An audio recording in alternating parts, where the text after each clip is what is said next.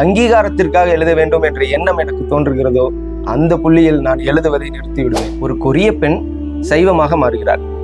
அப்படி மாறும்போது இந்த சமூகம் அவள் மீது திணிக்கக்கூடிய அந்த வன்முறை, அதாவது துளி காமமும் மற்ற ஒரு காதல் வயதான காலத்துல வரும் அப்படின்னா, அதிகாலை சூரிய உதயத்திற்கு முன்பாகவே காலை கடன்களை முடித்து குளித்து அந்த கோயிலுக்கு பூஜை பொருட்களை விற்பனை செய்வதற்காக வந்துவிடக்கூடிய அந்த பெண்கள், இடைப்பட்ட நேரத்தில் இயற்கை உபாதை அழைத்தாலும் மாலை சூரியன் மறையும் வரை காத்திருக்க வேண்டிய சூழலில் வாழும் பெண்களை. மகேந்திரன் படம்னு ஒரே கூட்டம். அதுக்கப்புறம் பாத்தீங்கன்னா அந்த படத்தினுடைய கதை சரியில்லை.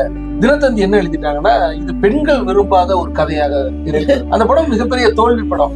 ஆனால் தமிழ் திரைப்பட வரலாற்றில் பாத்தீங்கன்னு சொன்னா சிறந்த 10 படங்கள் அப்படின்னு யார் ஒரு பட்டியல் போட்டாலும் முதல் படமாக போட்டதுதான் இருக்கும். 3ஆம் பாலினத்தவரை பத்தி ஒரு கதை இருக்கும். இன்னமும் இந்த சமூகம் அவங்களோட வாழ்வியலை பத்தி மட்டுமே பேசிட்டு இருக்கக்கூடிய சூழல்ல அவங்களோட காதல்கள் பத்தி பேசின கதை தான்.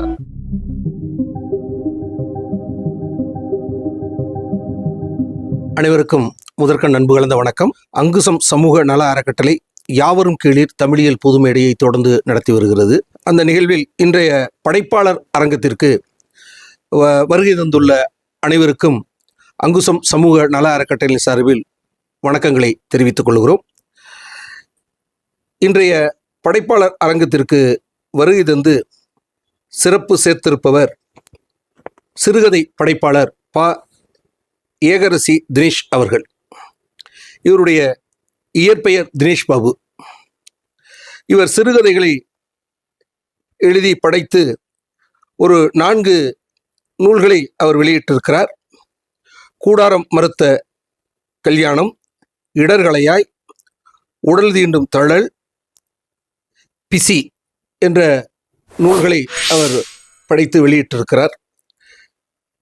இதிலே பிசி என்பது ஒரு குறுநாவல்கள் அடங்கிய ஒரு நூலாக இருக்கிறது. மற்ற நூல்கள் சிறுகதைகளாக அமைந்திருக்கிறது. கடந்த ஆண்டு தினமலர் நடத்திய சிறுகதை போட்டியில் இவர் 20,000 ரூபாய் பரிசு பெற்றிருக்கிறார் என்பது ஒரு சிறப்பான செய்தி. இவர் திண்டுக்கல்லை பிறப்பிடமாக கொண்டு தற்போது அவர் பாரத மிகுமின் நிறுவனத்தினுடைய ஊரக பகுதியிலே அவர் வாழ்ந்து கொண்டிருக்கிறார். ஒரு தனியார் நிறுவனத்தில் பணியாற்றி கொண்டிருக்கிறார். இளைஞராக இருக்கக்கூடிய ஏகரசி தினேஷ் கனமான கருத்துக்களை உள்ளடக்கி சிறுகதைகளை படைத்து வருகிறார். சமூக அவலங்களை எல்லாம் சுட்டி சிறுகதைகளை படைத்து வருகிறார் என்பது ஒரு சிறப்பான செய்தி. கதை எழுதுவது, புத்தகமாக்குவது, விற்பனைக்கான உத்திகளை எல்லாம் கைவிட்டு தன்னுடைய சிறுகதையின் மூலமாக இந்த சமூக முன்னேற்றத்திற்கு ஒரு சிந்தனையை விதைப்பதாக இந்த இளைஞர் தன்னுடைய ஆக்கத்தை படைத்து வருகிறார்.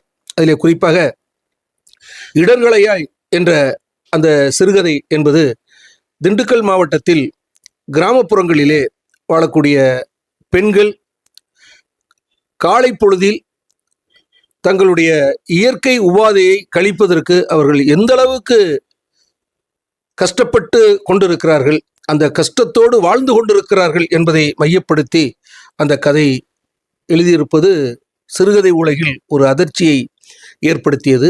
அந்த சிறுகதை தினேஷ் பாபுக்கு ஒரு முகத்தை ஏற்படுத்தி கொடுத்தது என்று கூட சொல்லலாம். ஒரு சமூக அவலத்தை துணிந்து அவர் சொல்லி படைப்புலகில் தனக்கென ஒரு இடத்தை பிடித்திருக்கக்கூடிய தினேஷ் பாபு அவர்கள் இன்றைக்கு நம்முடைய படைப்பாளர் அரங்கத்துக்கு வருகின்றிருக்கிறார்கள். அவர்களை வருக என அன்போடு நாங்கள் வரவேற்கின்றோம். தன்னுடைய படைப்புகள் குறித்து தினேஷ் பாபு ஒரு சிறப்புரை ஆற்றியதற்கு பின்பு அவருடைய படைப்புகள் குறித்து ஒரு கலந்துரையாடலும் தொடர்ந்து நடைபெறும். இப்போது தினேஷ் பாபு அவர்கள் தன்னுடைய படைப்புகள் குறித்து இப்போது நம்முடைய உரையாடுவார். வணக்கம். ஒரு சிறப்பான அறிமுகத்துக்கு என்னோட நன்றிகள். ஒரு இலக்கிய சிந்திப்பு அல்லது புத்தகங்களை பற்றிய உரையாடல் அப்படின்னதும் நான் என்னுடைய படைப்பை கொண்டு சேர்க்கறதுக்கான ஒரு இடமா தான் இதை பார்த்தேன். ஆனால் இங்கே வந்த பிற்பாடு ஆழ்ந்த இலக்கிய ஈடுபாடு கொண்ட இவர்களெல்லாம் பார்த்ததும் இந்த அறிமுகமே ஒரு அலாதியானதாக எனக்கு தெரியுது. இந்த அறிமுகத்துக்கும் என்னுடைய படைப்பை பற்றி இலக்கியத்தை பற்றிய என்னுடைய புரிதலை உங்களோடு பகிர்ந்து கொள்வதற்கான வாய்ப்பையும் வழங்கியதற்காக பேராசிரியர் தி நெடுஞ்செழியன் அவர்களுக்கும், பேராசிரியர் கி சதீஷ்குமாரன் அவர்களுக்கும், பேராசிரியர் ரே நல்லமுத்து அவர்களுக்கும், ஆய்வாளர் ரேவதி ஜேடிஆர் அவர்களுக்கும் மற்றும் அங்குசம் குழுவின் அத்துணை பேருக்கும் என்னுடைய நன்றிகளை நான் தெரிவித்துக் கொள்கின்றேன். எழுத்து என்பது உள்ளார்ந்த எதிரொலியை வெளிக்கொண்டு வரக்கூடிய ஒரு கருவியா நான் பார்க்குறேன்.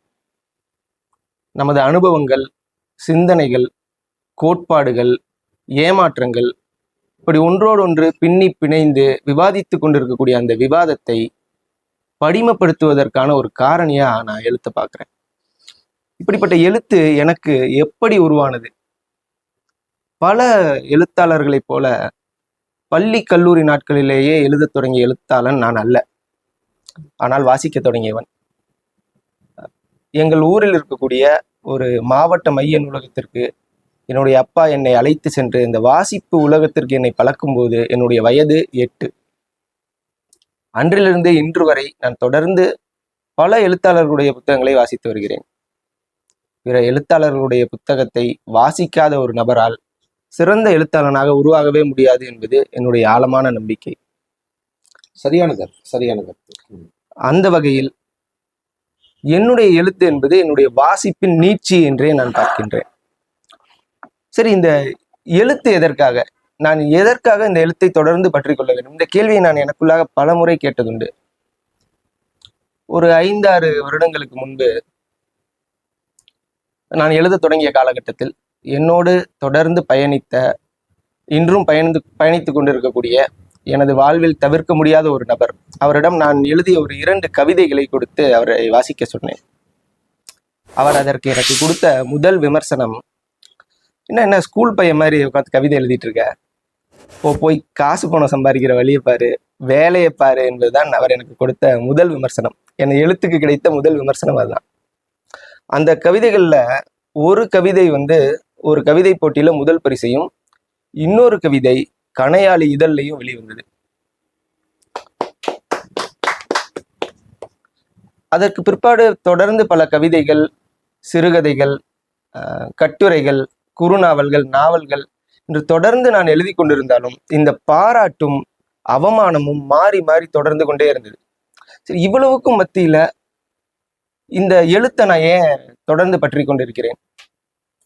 சமூக அவலங்களை தோலுரித்து காட்டுவதற்காகவோ அல்லது மனித விழுமியமாகவே மாறிப்போன வர்க்க பேதத்தை காட்சிப்படுத்துறதுக்காகவோ, இல்லைன்னா ஒரு ஆண் சிற்பியின் சிந்தையில உதித்து அவனாலேயே சிலையாக வடிக்கப்பட்ட பெண்ணிய குணநலன்களை விவாதத்திற்குள்ளாக்குவதற்காகவோ, இவையெல்லாம் என்னோட கதைகள்ல இருக்கலாம் அல்லது இல்லாமலும் போகலாம். ஆனா இவை எல்லாவற்றையும் தாண்டி ஒரு அதிகாலை மழை நாளில் கையில் தேநீர் கோப்பையோடு அந்த மழையை ரசிக்கும் போது எனக்கு ஏற்படக்கூடிய அந்த சுகம், ஒரு மாலை நேர கடற்கரை நடைபயணத்தில் அந்த அலைகளுக்கு இடையான நடைபயணத்தின் போது அந்த அலைச்சாரல்கள் என் முகத்தில் தெரிக்கும் போது எனக்கு கிடைக்கக்கூடிய அந்த சுகம், அந்த லயிப்பு, அந்த ஆன்ம லயிப்பு, அதை எழுத்தும் வாசிப்பும் எனக்கு கொடுக்கிறது.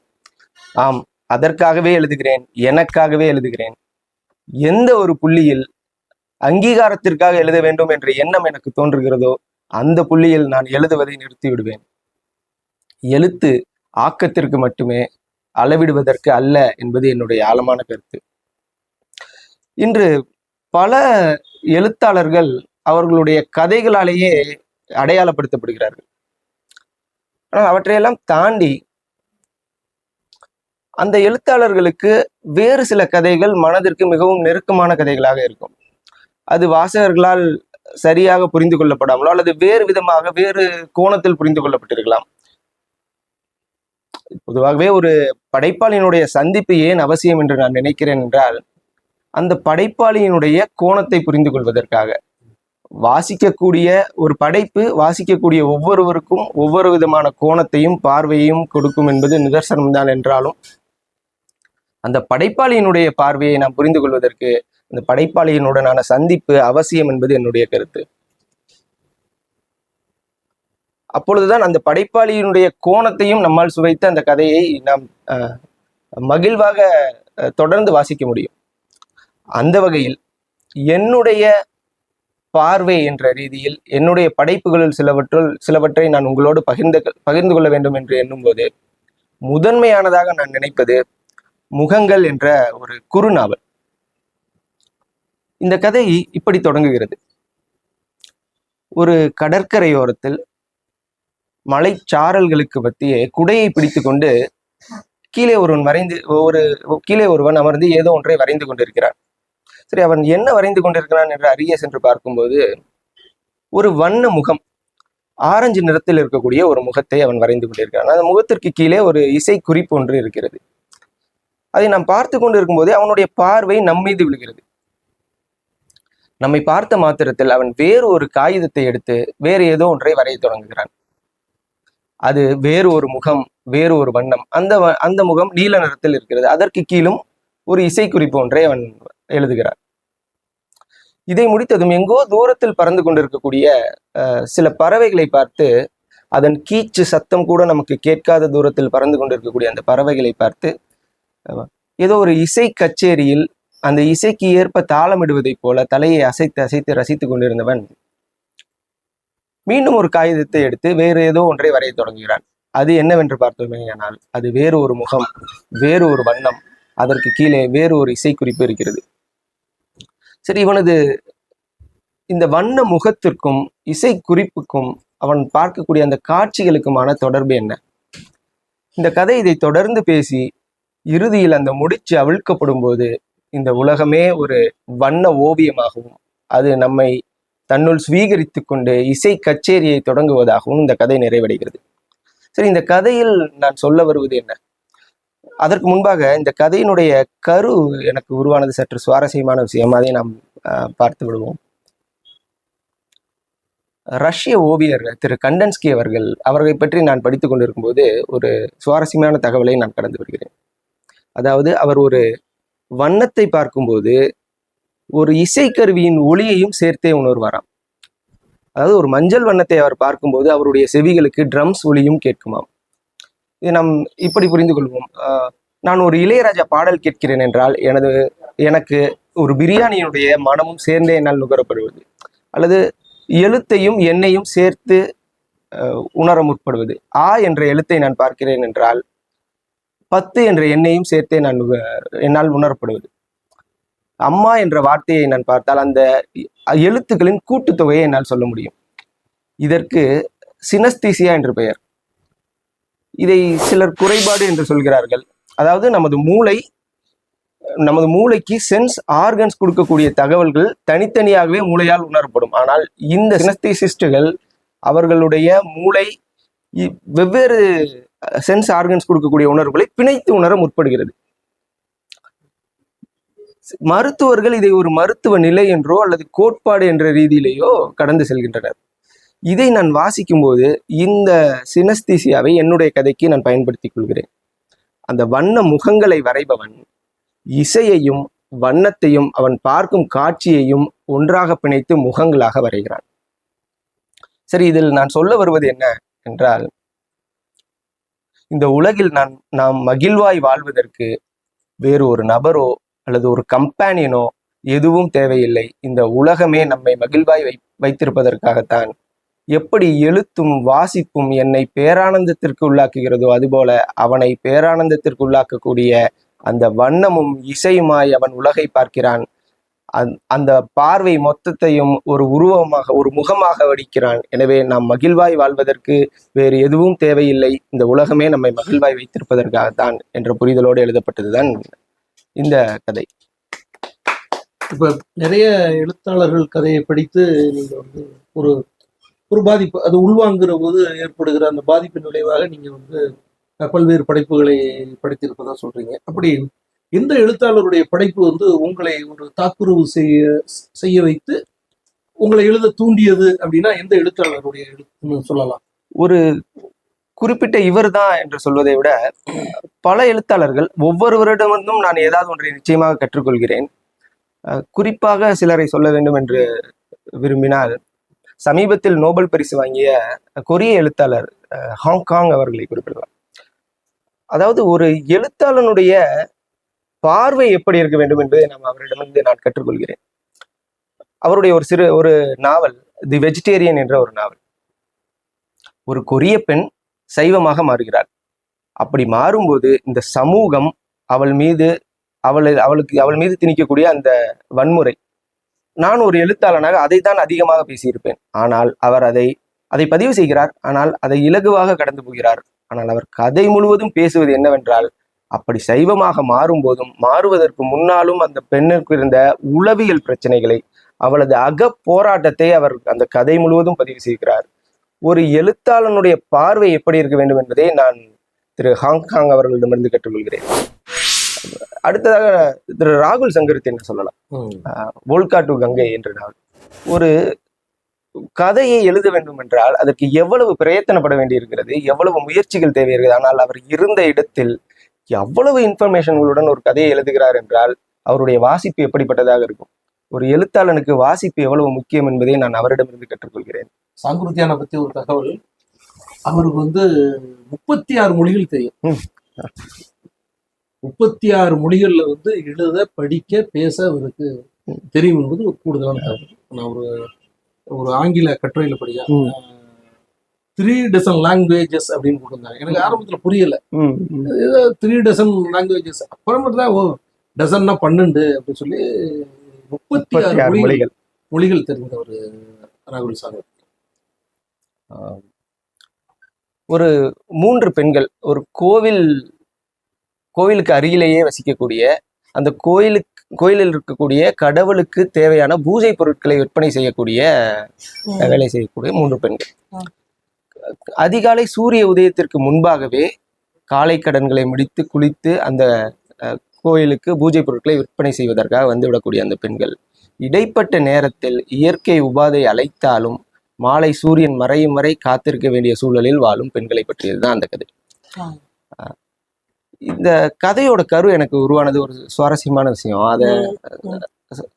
அதோட கரு எப்படி உருவானது? எழுத்தாளர்கள் ஒரு கதை எழுதுறதுக்கு முன்னாடி ஒரு ஃபயர் இருக்கும். ஏதோ ஒரு விஷயம் நம்ம சொல்லும், எழுத விடாம நம்ம எழுதியே ஆகணும்டா, இதை நம்ம எழுதணும்டான்னு நமக்கு ஒண்ணு தோணும். 1000 விஷயம் பார்த்துக்கணும். அது உண்மையிலே ஒரு எழுத்தாளரை போய் நம்ம சந்திக்கிறதுல இருக்கிற, நீங்க சொன்னீங்க இல்லையா முதல்ல ஆரம்பிக்கும் போது, நம்ம எப்பயுமே எழுத்தை மட்டும் வாசிக்க கூடாது, முடிஞ்ச வரைக்கும் அந்த எழுத்தாளரையும் சந்திக்கணும்.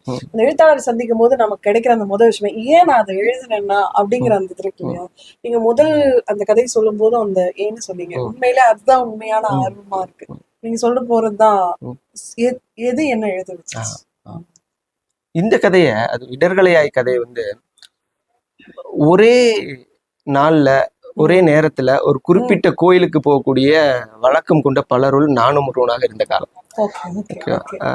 உதாரணமா வியாழக்கிழமையில சாய்பாபா கோயிலுக்கு, சனிக்கிழமையில சனீஸ்வரன் கோயில், அந்த மாதிரி நபர்கள்ல நானும் ஒருவனா இருந்த காலம்.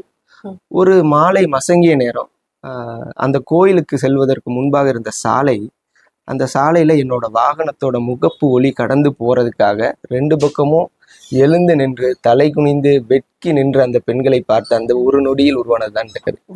இந்த கதையை நிறைவு செய்யும் போதும் நான் இப்படி நிறைவு பண்ணியிருப்பேன், இன்னும் எத்தனை சாலைகளோ, அதில் எத்தனை வாகனங்களோ, அந்த வாகனங்களின் முகப்பு ஒளி கடந்து செல்ல காத்திருக்கும் பெண்கள் எத்தனை பேரோ அவர்களது இடர்களையாய் நெடுங்கலமேயவனே என்று இந்த கதையை நான் நிறைவு செய்தேன். இந்த இடர்களையாய் தொகுப்புல ஒரு முதியோர் காதலை பத்தி சொல்லியிருப்பீங்க இல்லையா. அது என்னன்னா, ஒரு தனிமை என்பது மிக கொடுமையானது. இப்ப பாத்தீங்கன்னா, நம்ம சமூகத்துல எல்லோரோடும் இணைந்து வாழக்கூடிய வாழ்க்கைக்கும் சிறையில வாழக்கூடிய வாழ்க்கைக்கும் ஒரு என்ன வித்தியாசம் அப்படின்னா, அங்கேயும் உணவு கிடைக்கிறாங்க, அங்கேயும் தூங்குறாங்க, மனித வாழ்க்கை தான் வாழ்றாங்க என்று சொன்னா கூட அந்த தனித்து வாழக்கூடிய சூழல் இருக்குல்ல, தனிமை அப்படிங்கிறது ரொம்ப கொடுமையானது அப்படிங்கிறது எல்லாரும் உணர்ந்ததுதான் என்ன சொன்னாங்க கூட. ஒரு 60 வயதை தாண்டிய ஒரு ஒரு முதுமை அடைந்த ஒரு பெண்ணுக்கு, அதே போல ஒரு 60 வயதை கடந்து விட்ட ஒரு முதியவருக்கும் ஒரு தேநீர் பழக்கம், 2 பேரும் பேசிக்கிறது கொள்றது, இது எனக்கு தமிழ் சூழல்ல ஒரு புதிதா இருந்தது என்று சொன்னா கூட நான் அது எப்படி பார்த்தேன்னு சொன்னா, பாரதிதாசனுடைய கவிதைகள் முதியோர் காதலை பத்தி சொல்லியிருந்திருப்பாரு என்று சொன்ன கூட, அதுக்கு அவங்க கணவன் மனைவி, கணவனும் மனைவியாக அந்த அகவை முதிர்ந்த காலங்கள்ல இருக்கக்கூடிய அன்புன்னு தான் சொன்னாங்க. ஆனா நீங்க வந்து அந்த கதையை படிக்கும்போது அப்படி படைக்கல நீங்க. இவங்க ஒரு ஒரு ஒரு குடும்பத்துல இருக்காங்க, அவர் ஒரு குடும்பத்துல இருக்கிறாங்க. அப்புறம் 2 பேரும் ஒரு ஒரு புரிந்து கொண்டு ஒரு காதல் கொண்டால் என்ன அப்படிங்கிற அந்த ஒரு என்ன சொல்ல அந்த அந்த நிலைக்கு கொண்டு போனது எனக்கு வியப்பா இருந்தது. அந்த அத அது அதனுடைய சுவாரஸ்யம். அந்த கதை வந்து சியர்ஸ் என்ற ஒரு கதை. அதாவது எதிரெதிர் வீட்டில் வசிக்கக்கூடிய 2 வயது முதிர்ந்த நபர்கள். அவங்களோட பழக்கம் எப்படி ஆரம்பிக்குதுன்னா, இந்த தேநீர் கோப்பை எடுத்து சேஸ் சொல்லிக்கிறதுல தான் ஆரம்பிக்குது அந்த கதையில. அதாவது இந்த கதையோட கரு, நான் பல இடங்கள்ல ஒரு வயதான பெண்மணி, கணவனை இழந்த வயதான பெண்மணியோ, மனைவியை இழந்த ஒரு வயதான கணவரோ காலங்காலமா தனியாவே வாழ்றதை நான் பல இடங்கள்ல பார்த்திருக்கேன். எல்லார் குடும்பத்திலும் இது இருக்கும். எனக்கு தோன்றின ஒரு விஷயம், ஏன் அதாவது துளி காமமும் அற்ற ஒரு காதல் வந்து வயதான காலத்துல வரும் அப்படின்னு நான் நினைக்கிறேன். ஏன் அந்த ஒரு காதலை நம்ம அக்செப்ட் பண்ணக்கூடாது என்ற அந்த ஒரு புள்ளியில உருவானதுதான் இந்த கதை. இந்த கதை நீங்க சொன்ன மாதிரி கொஞ்சம் தமிழ் சூழலுக்கு புதிதானதாக தான் இருக்கும். ஏற்பும் அந்த அளவுக்கு அது எப்படி ஏற்கப்பட்டதுன்றது எனக்கு தெரியல. பட் ஆனா நான் நீங்க சொன்னதை நான் நிச்சயமா ஏற்றுக்கேன். இந்த கதை காதல் கதை, ஒரு புது காதல் கதை தான் நம்ம சூழலுக்கு. ஆனா அந்த அந்த கதையை அந்த இடர்களையாய் என்ற நூலை நான் பிஹெச்எல்ல வெளியிட்டு பேசினேன். பேசி முடிச்சுட்டு கிட்டத்தட்ட அது ஒரு 1.5 வருடம் 2 வருடம் இருக்கலாம். ஆனா அந்த கதையை படித்த போது எனக்கு புது சூழலா இருந்தது. தமிழுக்கு ஒரு புதிய சூழலா இருக்குதே அப்படின்னு நான் நினைச்சுக்கிட்டு வந்தேன். கிட்டத்தட்ட ஒரு மாதத்துல பாத்தீங்கன்னா ஒரு செய்தி வந்து என்னை திடுக்கிட வைத்தது. ஒரு பத்திரிகை செய்தி என்னன்னு சொன்னா, ஒரு அப்பாவை இழந்த 2 பிள்ளைகள் இருக்கிறாங்க, அம்மா இருக்கிறாங்க. அந்த 2 பிள்ளைகளும் வெளிநாடு, ஒரு பொண்ணு வந்து படிச்சு முடிச்சுட்டு வெளிநாட்டுல திருமணம் முடிச்சுட்டு போயிட்டாங்க. அடுத்த பொண்ணு வெளிநாட்டுக்கு திருமணம் முடிச்சுட்டு போறாங்க. அந்த வேலையில நடந்துட்டு இருக்கும்போது அந்த சின்ன பொண்ணுக்கு வந்து ஒரு மனதுக்குள்ளார ஒரு எண்ணம் தோணுது. என்னன்னா, அம்மாவுக்கு கல்யாணம் பண்ணி வச்சா என்ன அப்படின்னு சொல்லி அந்த பொண்ணுக்கு வந்து ஒரு எண்ணம் ஏற்பட்டு அம்மா கிட்ட கேட்குறாங்க. அவங்க வந்து அதெல்லாம் முடியாது, அதெல்லாம் எப்படி சரியா இருக்குமா அப்படின்னு சொல்றாங்க. அப்புறம் அவங்க உறவுலே வந்து வாழ்க்கை துணையை இழந்த ஒருவர் இருக்கிறாங்க. அவருக்கு அந்த அம்மாவுக்கு ஒரு 55 வயது மாதிரி இருக்கும், அவருக்கு வந்து ஒரு 62 65 வயது மாதிரி இருக்கு. அப்புறம் இந்த பொண்ணே போய் அந்த உறவினர்கிட்ட போய் கேட்டு, இப்படி நாங்களாம் வெளியில போயிடுவோம், அம்மா தனிமையாக தான் இருப்பாங்க, நீங்களும் துணையை இழந்துட்டு இருக்கிறீங்க, நீங்க எங்க அம்மாவை திருமணம் பண்ணிக்கிட்டா என்ன அப்படின்னு கேட்கும்போது அவர் ஒத்துக்கிறாரு. அப்புறம் இவங்கள்ட்ட வந்து சொல்லி, நாங்களாம் போயிட்டோம்னா நீங்க தனிமையாக தானமா இருப்ப, ஏன் நீங்க திருமணம் செய்து கொள்ளாங்கன்னா, அம்மாவுக்கு வந்து தன்னுடைய திருமணத்துக்கு முன்னாடி அந்த சின்ன பொண்ணு வந்து அம்மாவுக்கு திருமணம் செய்து வச்சுட்டு அதுக்கப்புறம் அந்த பொண்ணு திருமணம் பண்ணிட்டு வெளிநாட்டுக்கு போச்சு அப்படிங்கிற போகுது. அந்த செய்தி வந்து ஒரு நாளிதழில் வந்த போது நான் ரொம்ப திகைத்து போனேன். இந்த செய்தி எனக்கு தினேஷ் வந்து ஒரு கதை எழுதியிருக்கிறாரு. அது கிட்டத்தட்ட ஒரு 3 மாதம் கழித்து ஒரு சமூகத்துல வந்து அது ஒரு பெரிய பாதிப்பை ஏற்படுத்தியிருக்குது. அந்த ஒரு வயதான காலத்துல ஒரு தனிமையாக வாழ்வது அப்படிங்கிறது வந்து ஒரு பாதிப்பை ஏற்படுத்துது அப்படிங்கிறது மாதிரி எனக்கு ஒரு நிறைவை தந்தது. அந்த இன்னும் நிறைய மாற்றங்கள் வரணும், இன்னமும் நிறைய இது தொடரணும்னு நான் நினைக்கிறேன். அப்புறம் உங்களுடைய கதையினுடைய முதல் படிக்கிறீங்க இல்லையா, எழுதுறீங்க இல்லையா, இப்ப எழுதின உடனே வந்து உங்க கதை வெளியாவதுக்கு முன்னாடி அது வந்து படிக்கக்கூடிய முதல் வாசகரா யாரு இருப்பாங்க? முதல் வாசகர் தவிர்க்கவே முடியாத ஒரு வாசகர் என்னுடைய மனைவி தான் முதல் வாசகர், எல்லாரையும் போல. அதற்கு பிற்பாடு என்னுடைய அப்பா. தொடர்ந்து நான் கதை எழுத ஆரம்பிச்ச காலத்துல இருந்து எவ்வளவோ இந்த மாதிரியான எதிர்மறையான கருத்துக்கள் எனக்கு வெளியில இருந்து வந்தாலும் என்னோட கூட அமர்ந்து ஒவ்வொரு வரியா என்னை திருத்தி இன்னும் மேம்பாட்டுக்கு உதவுனது வந்து முதன்மையான நபர் என்னுடைய அப்பா தான். அவர் தான் அடுத்த வாசகர். அதற்கு பிற்பாடு என்னுடைய தங்கைக்கும் என்னுடைய இந்த கதையில என்னுடைய இந்த படைப்பு உலகத்துல ஒரு தவிர்க்க முடியாத பங்கு இருக்கு. உங்க கதைகள்ல பெரும் பகுதி பாத்தீங்கன்னா அந்த பெண்களுடைய மனநிலைகளை வந்து சொல்லிட்டு போறீங்க. ஒரு பெண்ணியம் சார்ந்து வச்சுக்கோங்க. அது பெண்ணியம் என்பது பெண் விடுதலை சார்ந்த கோட்பாட்டா இருந்தாலும் கூட ஒரு பெண்களுடைய மன உணர்வு, பெண்களுக்கான உணர்வுகளோடு படிக்கிறீங்க. நான் ஒரு கதை உங்களோட இதுல படித்த போது பாத்தீங்கன்னா, அம்மா வந்து எப்போதுமே வந்து மகன்கள் மேலதான் அன்பா இருப்பாங்க, எந்த சூழல்லையும் அந்த கருத்துல இருந்து மாற மாட்டாங்க அப்படின்னு. ஆனால் அந்த அம்மா வந்து மகளோட வீட்டுல இருப்பாங்க, அவங்களுடைய பராமரிப்புல இருப்பாங்க, எல்லாம் பார்த்துக்குவாங்க. ஆனா அந்த பையன் வந்து அம்மாவை வந்து எப்பயோ ஒரு முறை தவிர்க்க முடியாத சூழல்ல தான் வந்து பார்த்துட்டு போவான் என்று சொன்னாலும் கூட வந்து அம்மா வந்து எப்ப பார்த்தாலும் அவனை பத்தியே நினைச்சுக்கிட்டே இருப்பாங்க.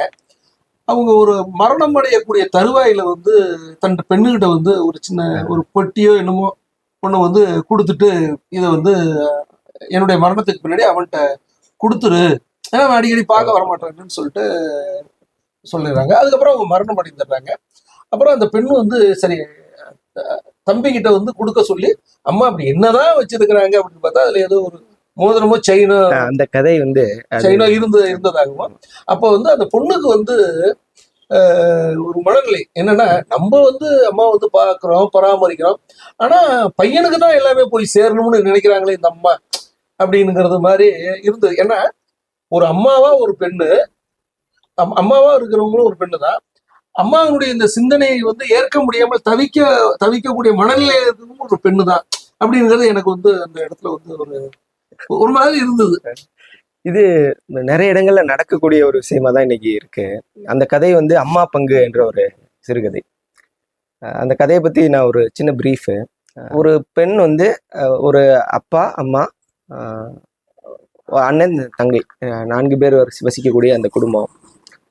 அந்த பெண் சற்று குண்டா இருக்கா, இல்லை ஆரம்பத்துலேருந்தே அந்த பெண்ணோட இளமை பருவத்திலேருந்தே அவங்க அம்மா வந்து அந்த பையன் மேலே கொஞ்சம் கூடுதலாக அன்பு செலுத்துறாங்க.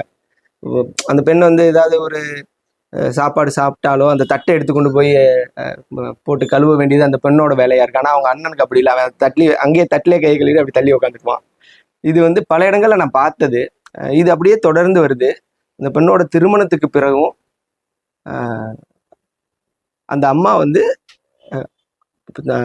பெண்ணுக்கான நகையை மட்டும்தான் நாங்கள் போடுவோம், பெண்ணுக்கு இந்த சொத்துல எந்த பங்கும் நாங்கள் தரமாட்டோம், அதனால உனக்கும் இந்த சொத்துக்கும் எந்த சம்மந்தம் இல்லைன்னு எழுதி கொடு அப்படின்னு கேட்குறாங்க. சரி, அந்த பொண்ணும் சரி அது எழுதி கொடுத்தலான்னு எழுதி கொடுத்துட்டு போயிடுறா. அதற்கு பிற்பாடும் அவங்க ஒரு பரம்பரை ஒரு வைரம், அந்த வைரம் வந்து அவங்க அம்மாட்ட இருக்கு. அந்த அம்மாவுக்கு அவங்க அப்பா வழியில வந்த ஒரு விலை உயர்ந்த வைரம். அந்த வைரத்தை அவங்க தான் வச்சிருக்காங்க. ஆனா அதையும் கைப்பற்றுவதற்கு அவங்க அண்ணன் வந்து முயற்சி பண்றான். ஒரு ஸ்டேஜுக்கு பிறகு அந்த அம்மாவுக்கும் அவங்க பையனுக்கும் சரியா ஒத்து போகல, பிரிஞ்சு அவங்க மக கூட வந்து வாழ்றாங்க. கிட்டத்தட்ட ஒரு 9 வருடங்கள் அவங்க மகளோட தான் வாழ்றாங்க. அவங்களோட தேவையை அத்தனையும் மகளும் மருமகனும் அவர்களுடைய பேர குழந்தைகளும் தான் கவனிச்சுக்கிறாங்க. ஒரு நாள் கூட அவங்க அண்ணன் வரல. ஆனா அந்த அம்மா இறந்து போனதுக்கு அப்புறம் அவங்களோட ரூம்ல எடுக்கக்கூடிய அந்த நகை பெட்டியில ஒரே ஒரு வரி எழுதப்பட்டிருக்கிறது, இதை உன் அண்ணனிடம் சேர்த்து விடவும், இது என்ன இருந்தாலும் இது என் பங்கு, நான் அதை யாருக்கு வேணாலும் கொடுப்பேன் என்று அவர்கள் முடிச்சாங்க. அதை படிக்கும்போது அவளுக்கு ஒரு 1000 யானை ஏறி நெஞ்சில நிற்பதை போன்ற ஒரு உணர்வு ஏற்படுது அப்படின்ற மாதிரி இந்த கதையை நான் நிறைவு பண்ணியிருப்பேன். இது நான் பல இடங்கள்ல கடந்து வர்றேன். அதனால அதோட தாக்கம் தான் இந்த கதையோட வெளிப்பாடுன்னு நான் நினைக்கிறேன். நீங்க சொன்ன அந்த கதையில வந்து நீங்க சொன்னீங்க இல்லையா, அந்த பையன் வந்து தட்டை கழுவ போட மாட்டாங்க. இது வந்து பெண்ணியம்ங்கிறது வேற, பாலின சமத்துவம், ஜெண்டர் ஈக்குவாலிட்டி. இப்ப நம்ம அதிகமா முன்னெடுக்க வேண்டியது இந்த பாலின சமத்துவத்தை தான் அப்படின்னு சொல்லுவாங்க. இப்ப பெண்கள்லாம் நிறைய வேலைக்கு போயிருக்காங்கனாலும் எந்த வேலையை ப்ரிஃபர் பண்றாங்க அப்படின்னா, அதே வீட்டுல பார்த்தா அதே caring work, teaching job, teacher, nurse, அந்த மாதிரி ப்ரொஃபஷன்ஸ் தான் எடுத்துட்டு இருந்தாங்க. இப்போதான் கொஞ்சம் நம்ம முன்னேறி வந்திருக்கோம்னு வச்சுக்கோங்களேன். இப்போ உங்களுடைய கதைகள் பெரும்பாலும் பெண்ணியம் சார்ந்து பேசுறதா இருக்கு. இப்ப பெண்ணியம் பேசுற எல்லாருமே என்னன்னா ஆண்களை வந்து எதிரி நிலையில வச்சு பேசுறது இருக்கு. எல்லா ஆண்களும் பெண்ணுடைய சுதந்திரத்துக்கு எதிரானவங்களானா இல்லை, ஆனா எல்லா ஆண்களும் எதிரானவர்கள் இல்லை. ஆனா அதே நேரம் எல்லா ஆண்கள் கிட்டையும் தான் சொல்யூஷன் இருக்கு. ஸோ எஸ் ஆல் மென், இந்த தொடரை நீங்க எப்படி பாக்குறீங்க? எஸ் ஆல்மன் ஒரு ஆனா இதை நான் ஆதரிச்சுட்டு நோ நாட் ஆல்மன் ஈஸியா கடந்து போயிடலாம். ஆனா இதை நம்ம மேலோட்டமா ஒரு புற தாக்குதலோட மட்டுமே பாக்குறோமோன்னு எனக்கு தோணுது. இன்னும் உளவியல் கண்ணோட்டத்தோட இதை பார்க்கணுமோன்னு நான் நினைக்கிறேன்.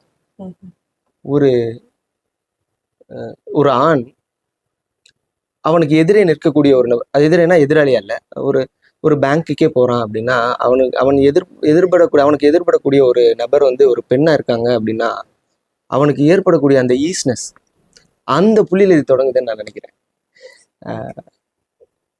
ஒரு ஆண் அவ்வளவுலாம் போவாங்க. ம். சாதாரணமா ரோட்ல போகும்போது 1000 பேர் ஓவர்டேக் பண்ணுவான். ம். ஒரு பொம்பளை பிள்ளை ஓவர்டேக் ஆ, ஆனா அவனுக்கு வரும் பாருங்க கோவம். அப்பதான் வண்டி வேகமா பிடிக்கும். அதுல இவன் வேற பறக்க ஓட்டிட்டு இருப்பான். நிச்சயமா நிச்சயமா இல்ல, அததான் நான் சொல்ல வரேன். பால் கடந்து ஒரு பெண்ணை, ஆண் பெண் என்ற பாகுபாடு இல்லாமல் ஒரு ஆண் எப்போது ஒரு பெண்ணை பார்க்கிறானோ அந்த புள்ளி வரை எஸ் ஆல்மன் அப்படிங்கிறது சரிதான்றது என்னோட பார்வை. ம், ம், ம். உங்களோட ஃபர்ஸ்ட் ஒரு இது இருக்கு இல்லையா, மற்ற பெண்ணியம் சார்ந்த அந்த கதைகளை பத்தி கொஞ்சம் சொல்லுங்க. கூடாரம் மறுத்த கல்யாணம். கூடாரம் மறுத்த கல்யாணம். இப்போ அதாவது இப்போ கதையை வந்து எல்லாரும் கண்டிப்பா வாசிப்பாங்க. ஆனா அந்த எழுத்தாளன் ஏன் அதை எழுதணும்னு நினைச்சான், இந்த சமூகத்துக்கு என்ன சொல்ல வந்தோம் அப்படிங்கிறது இருக்கு இல்லையா, அதை நீங்க இந்த தளத்துலதான் சொல்ல முடியும்னு நான் நம்புறேன். நிச்சயமா.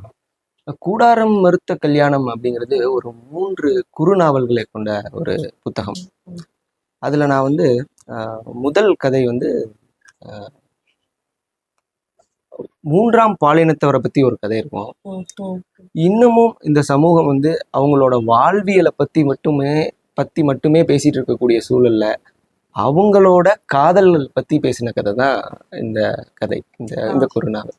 அவர்களுக்கும் உணர்வு இருக்கு, அவர்களுக்கும் ஒரு காதல் இருக்கு அப்படிங்கறத பத்தி பேசினது தான் ஆமா. இந்த இன்ன வரைக்கும் நம்ம திருநங்கைகளை பத்தின சமூக ஏற்புக்கான விஷயங்களை தான் எடுக்கிறோம். ஆமா. அவங்க உளவியல் சார்ந்த அவங்களுடைய அவங்கள பத்தி விஷயங்களை நம்ம பேசுறது இல்லை. அதை பத்தி பேசினது தான் இதுல ஒரு முதல் கதை. ஆஹ் அடுத்த கதை வந்து என்னுடைய இந்த இடர்களையாயில ஒரு கதை, ஒரு கரு இருக்கும். அதே கரு தான் இந்த கதையிலே நம்ம மரணிக்க மறுப்பவை அப்படின்னு சொல்லி அந்த கதை. மனித கழிவை மனிதனே அள்ளக்கூடிய அந்த சூழல் இன்னும் தொடர்ந்துகிட்டு இருக்கு. அதை மையமா வச்சு எழுதப்பட்ட ஒரு கதை அந்த கதை. பெண்ணிய கருத்துனா அந்த கூடாரம் மறுத்த கல்யாணத்துல பெண்ணிய கருத்தை நான் அதிகமா பேசல. இடர்களையாயில நிறைய இடங்களை பேச. உடல் தீண்டும் தள்ளல் வந்து நான் என்னை பொறுத்த வரைக்கும் முழுமையா அது வந்து ஒரு பெண்ணிய கதையா தான் நான் பாக்குறேன். ஆனா இந்த சமூகம் எப்படி பாக்குதுன்னு எனக்கு தெரியல. அதாவது ஒருவனுக்கு ஒருத்தி, ஒரே காதல் என்ற இயற்கை முரணிலிருந்து மாறுபட்ட ஒரு கதைக்களம் அந்த உடல் தீண்டும் தள்ளல்ங்கிறது. கணவனை இழந்த ஒரு கைம்பெண், 3 குழந்தைகளோட தாய். பகல்ல அலுவலகத்துக்குள்ள வேலையில போயிட்டு வர்றா கொள்றா, அவளுக்கு ஒன்றும் தெரியல. ஆனா இரவு நேரத்துல இருபக்கமும் நெருக்கிட்ட குழந்தைகளுக்கு மத்தியிலும் அவளோட வெறுமையை உணர்கிறாள். அதை பத்தி பேசின ஒரு கதை.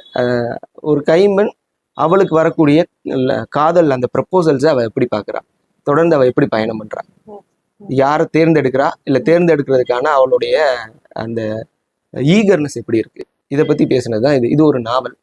சென்ற ஆண்டு கௌரால ஒருத்தருக்கு ஒருத்திலாம் இல்ல, நான் அதெல்லாம் வேற பேசிருக்கேன்னு நீங்க வேற ஏதோ சொல்ல போறீங்கன்னு நினைச்சேன். ஒரு கைம்பெண் காதல் தான் சொன்னீங்க. இல்ல, கைம்பெண் காதல்னு மேம்போக்கா இதை பாத்திர முடியாது. இந்த கதையை நீங்க படிச்சவங்களுக்கு புரியும். இதுல வந்து ஒருவனுக்கு ஒருத்திங்கிறத தாண்டி பல விஷயங்கள் அதுல, அந்த ஒரு பெண் மட்டும் இல்ல, இன்னொரு 2-3 புரோட்டோகானிஸ்ட் 2-3 பேரா நான் பிரிச்சிருக்கேன். 2-3 பேர் இருப்பாங்க. ஒரு பெண். இந்த நீங்க சொன்னீங்க இல்லையா, இது வந்து நான் ஒரு இந்த சமூகத்துல ஏற்க முடியாத ஒரு விஷயம். அது உண்மைதான். ஏன்னா நிறைய பேர் மேம்போக்கா பார்ப்பாங்க. இப்ப நாங்க வந்து சமூக இலக்கியத்துல படிக்கிறோம். அந்த காலத்துல எல்லாம் வந்து பெண்கள் அடிமையா இல்ல, சங்க இலக்கியத்துல பெண் பார்ப்புலவர்கள் இருந்தாங்க அப்படின்லாம் வந்து சொல்லுவாங்க. அது வந்து மேலோட்டமான கருத்து. உள்ள போய் நம்ம போனோம்னா புறநானூறுல பெண் பார்ப்புலவர்கள் அதிகம். அது புறச்செய்தியை பத்தி சொன்னது. ஆனா காதல் பாடல்கள் பாடின அகநானூறுல ஔவையார் தான் இருக்கிறதுலே அதிகம். 4 பாடம் தான் படியிருக்காங்க. ஒரு கருத்து ஔவையார்னு சொன்னதுனால நான் இங்க பதிவு பண்றேன். ஔவையாருமே உண்டி சுருக்குதல் பெண்டிற்கு அழகுன்னு பதிவு பண்றாரு. பேதமை என்பது பெண்களுக்கு அணிகலதான் பதிவு பண்றாரு. இதெல்லாம் பரவாயில்லைங்க. அவங்க என்ன சொல்லுவாங்கன்னா, சரியா சாப்பாடு போடலன்னா வந்து பேயின்னு சொல்லியிருப்பாங்க. நாலடியார்ல வந்து காலையில எந்திரிச்ச உடனே சமையல் கட்டுக்கு போலன்னா அது இல்வாழ் பேயா, வீட்டுல வாடுற பேயா அது பெண்ணு. அது மாதிரி பாத்தீங்கன்னா சங்க இலக்கியத்துல வந்து அப்படியே வந்து ஆண்கள்லாம் படிச்சாங்கன்னா அப்படியே பல்வெறியும். அதுலயுமே இந்த கொடிது வறுமை கொடுதலையே அதை தானே முடியும் அவங்க நிறைவு பண்ணும்போது அப்படிதான் நிறைவு பண்றாங்க. இப்போ இதுல வந்து என்னன்னா, நான் சொல்ல வந்த கருத்து என்னன்னா, பெண்பார் புலவர்கள் இருந்தாங்கன்றது ஒரு கருத்து தான். ஆனா என்ன செய்தியை சொல்றதுக்கு மட்டும் தான் அவங்களுக்கு உரிமை இருந்திருக்குன்னா புறச்செய்திகள் சொல்லதான். பெண்கள் வந்து தன்னுடைய காம உணர்வை வெளிப்படுத்துவதற்கான தளம் இன்னைக்கு இல்ல. அது 2000 வருஷம் பழசுல நம்மளால பார்க்க முடியாது. ஆனா நீங்க சொன்னது வந்து இந்த சமூகம் ஏற்க தயங்குகிற ஒரு விஷயத்தை தான் நீங்க சொல்றீங்க. அதுல நான் வந்து இந்த கதையில அந்த ஒரு கைம்பெண் இல்லாம வேறு சில கேரக்டர்ஸ் இருக்கும். அதுல ஒரு பெண், அவ வந்து தொடர்ந்து அவளுடைய முதல் திருமணம், அந்த திருமணத்தை விவாகரத்து பண்ணிட்டு அடுத்து ஒரு திருமணம், அதுவும் அதுலயும் அவ இல்லாம அடுத்து ஒரு திருமணம், அப்படி பயணம் பண்ணுவா. அதை வந்து என்னுடைய பார்வையில் நான் அதை வந்து எப்படி பார்க்குறேன் அப்படிங்கிறத இதை பதிவு பண்ணியிருப்பேன். அது வந்து நிறைய எதிர்மறையான கருத்துக்களையும் விமர்சனங்களையும் உண்டாக்குன ஒரு இப்போ நீங்க சொன்னீங்க இல்லையா, முதல்ல சொல்லும் போது என்ன வீட்லயே வந்து என்னுடைய முதல் வாசகர் வந்து என்னுடைய மனைவி தான், என் தங்கச்சி தான். இப்போ நீங்க இந்த மாதிரி இந்த கருத்தை எழுதும் போது கண்டிப்பா உங்க வீட்டுல இருந்தே ஒரு குரல் ஆமா ஆமா நிச்சயமா இருக்கும். அவங்களோட ஏற்பு, ஆமா அவங்களுடைய ஏற்பு அப்படி இருக்கு. என்னளவுல நான் அது சரி, என்னுடைய பார்வை சரின்னு நான் பதிவு பண்றேன். அவங்க புரிஞ்சுப்பாங்கன்னு நான் நம்புறேன். இந்த கதைக்கான எதிர்ப்பு குரலும் இருந்தது. அது வெளியில மட்டும் இல்ல, வீட்டுக்குள்ளேயும் இருந்தது, நிச்சயமா இருந்தது. இப்போ இன்னொரு கருத்து, இப்ப நான் தமிழ் இலக்கியம் படிக்கும் போது பெரும்பாலும் என்ன நினைச்சுக்குவாங்க பொது புத்தி இல்லைன்னா, என்ன அவங்க ஒரு 2 நாவல் படிப்பாங்க, ஒரு சிறுகதை படிப்பாங்க, கதை படிப்பீங்க தானே அப்படின்வாங்க, அவ்வளவுதான். இன்னொன்று ரொம்ப ரொம்ப சாதாரணமா கேட்பாங்க. அதாவது எப்படின்னா, ஒரு குழந்தைய பார்த்து வந்து சொல்றதுலே ரொம்ப முக்கியமான, அந்த குழந்தைய வந்து ரொம்ப ஹர்ட் பண்ற ஒரு வார்த்தை வந்து என்ன அப்படின்னா, கருப்பா இருந்தாலும் அழகா இருக்குல்ல அப்படின்னா. அந்த மாதிரிதான் தமிழ் படிச்சா தமிழ் இலக்கியம் தானேன்னு வாங்க, அந்த தானே என்ன தானே அந்த மாதிரிதான். இப்போ நம்ம வந்து இந்த கதை எழுதுவாங்க, என்ன இப்போ ஒரு கதை எழுதிருப்பாங்க, இலக்கியவாதிகள்னா அவங்களா ஏதோ ஒரு கதை எழுதி வச்சிருப்பாங்க அப்படிங்கிற எண்ணமும் இருக்கு. ஏன்னா இலக்கியம் சார்ந்த ஃபிக்ஷன் படிக்காதவங்களும் இருப்பாங்க. இப்ப இலக்கியவாதிகளா நீங்க ஒரு இலக்கியவாதியா உங்களை நிறுத்தணும் அப்படின்னு உங்க பயணத்தை தொடங்கியிருக்கீங்க. இலக்கியவாதிகளா இந்த சமூகத்துக்கு என்ன நடக்கும், என்ன விஷயம் நம்மளால பண்ண முடியும்னு நினைச்சு நீங்க எடுத்துக்கோங்க. ஏன்னா நீங்க சொன்னீங்களே ஆரம்பத்துல, எனக்கு நிறைய அவமானங்களும் இருந்தது, எனக்கு நிறைய பாராட்டுகளும் இருந்தது. கண்டிப்பா நீங்க இதுல ஏதாவது இப்ப நான் சொன்ன இந்த 4 கேள்வியில ஒரு கேள்வி நீங்க கடந்து வந்திருப்பீங்க. இதை நீங்க எப்படி பாத்தீங்க? இல்ல இதுக்கு இந்த தளத்துல நீங்க என்ன பதில் சொல்ல விரும்புறீங்க? நிறைய பேருக்கு போக முடியாது அந்த பதில். இல்ல, இலக்கியவாதிகளால் இந்த சமூகத்திற்கு என்ன பயன், நம்ம இப்படி புரிஞ்சுக்குவோம்.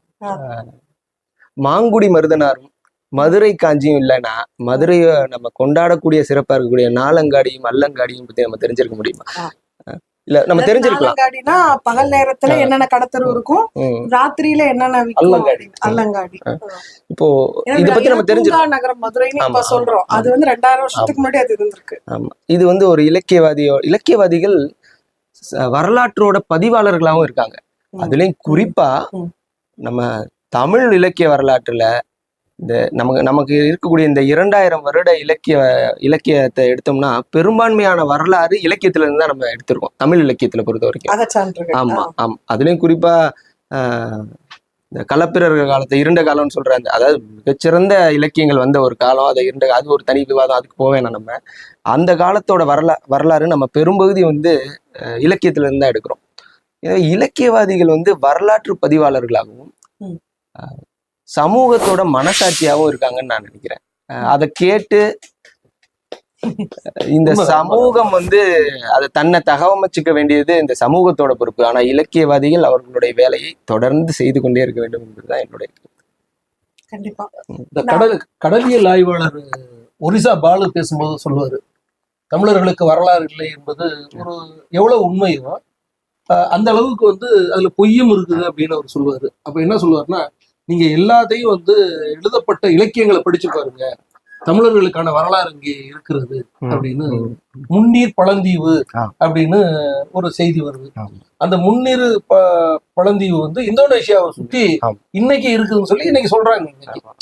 அப்ப இது மாதிரி வந்து நிறைய விஷயங்கள் சொல்றாங்க. அதே போல சிலப்பதிகாரத்தை வந்து இளங்கோவடிகள் வந்து அந்த நிலவு சித்திரை மாத நிலவு நேரங்கள்ல வந்து அந்த கடற்கரை ஓரம் மக்கள் எல்லாம் கூடி இருந்தபோது அங்க என்ன மாதிரியான விளையாட்டுகள், என்னென்ன பொருள்லாம், என்னென்ன தின்பண்டங்கள் விற்கப்பட்டுச்சு, அதை சாப்பிட்டது, இந்த மாதிரியான விஷயங்கள். அப்புறம் இசை கூட்டி இசைத்தது, அதற்கு நாட்டியம் ஆடியது, இப்படின்னு பல செய்திகள் வருகிற போது பாத்தீங்கன்னா, நீங்க 2ஆம் நூற்றாண்டுல இசை என்பது இருந்தது என்பது வந்து தமிழர்களுக்கு மட்டுமே உரியது.